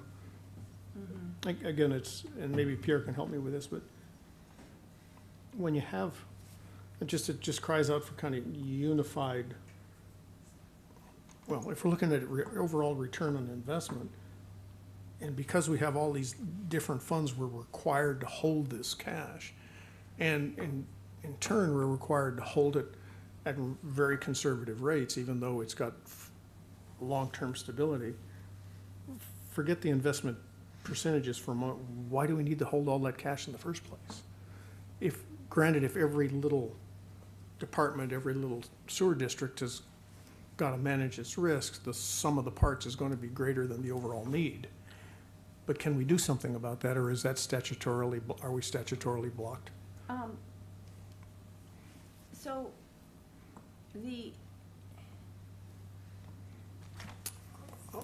I'll give you a private sector example, because I'm not asking it very well, I'm coming from. So I used to work for a big corporation, we had operating divisions. The operating divisions did not get to hold more than transactional cash. correct. It all went up to corporate, and corporate managed treasury. Now, the operating divisions had month-to-month, week-to-week cash needs, and they, had a balance to deal with that. But if there was a surplus, it went to the corporate pot, and then the corporation decided, A, how to invest it, and B, that then drove their dividend policy back to the shareholders. So they didn't need to be sitting on, in this case, an extra $20-30 million. They would either, they'd do a share buyback and give it back to the shareholders. Yeah. Because, So, just I to mean- drive their ROI up. Yeah, so, I mean, we can review another time Yeah, what reserves we're allowed to have, and, I mean, yeah. That's really where it is. Additionally, like, the peaks here are gonna be like in the middle of the year, all the taxes are due by April 1st. So, we get all that money in, but we're And- gonna expend it during the year. Yeah, and I'm going by your graph there, and and- certainly you don't want to test the bottoms. Correct, yeah. Your bottoms, but- no. Just as, too, like, what's allocated back to each of the different funds is based on what their cash balance is at the end of each month. So but, if the question is, what I think the question you're asking is that, why do we have to have the reserves that we have? When we aggregate them all up, they look excessive, but perhaps on a enterprise by enterprise basis, they're not. Yeah. And so how do we square that circle? And Yeah, but we can't, use cash from here over here when it's needed, but we can pool our cash for investment purposes. But Kitty, I think what Fred is suggesting is he'd like to understand each of the reserves, Yeah. why it's there, why it's at the level it's at, and what it's used for. What are the legal requirements on Yeah. it? Yeah, So that's so- certainly a discussion for another Yeah. day, but I think that would be a valuable discussion. Yeah, so that's, Agreed. in the fund balance exhibit that was handed out as part of the projections with the budget, that's one area you can look for now, and that'll lists out the general fund reserves. And then also in our financial statements, it lists out what reserves that we have, but we can talk more about. the reserves. And really, I said it in terms of statutory limitations, and Pierre said it, but, and I presume it's New York State law that says that we can't cover a shortfall in enterprise A with either general fund balance or the surplus in enterprise B. There's something that's blocking us in doing that. Yeah. And if that's state law, it's state law, and that's the answer. Yeah, that's the nature of government fund accounting, I guess. And may I suggest that, is if we can look into the next couple of months, in sense of our discussion items, I think it's important that we do bring in a discussion around our, funds that that we're just discussing here, because, we see that, during our budget time, but, we get a small picture of what it is and what our reserves are, but I think it's important that maybe, as Fred's asking these Yeah. questions, that we do have a review of those. So if you Sure. could, look at a month that would give you the time that you need to prepare such a discussion, and it would fit in the schedule well enough for you. Please look into that Yep. in the next few months. Maybe we Sounds can have good. that discussion come forward. So I just want to take a minute and say that, each year we have this investment portfolio firm do a review of our holdings and our what the county is doing, and we have really received very great scores in in this year and also in past years. And that's a, direct result of the work that you and your department are doing in managing this.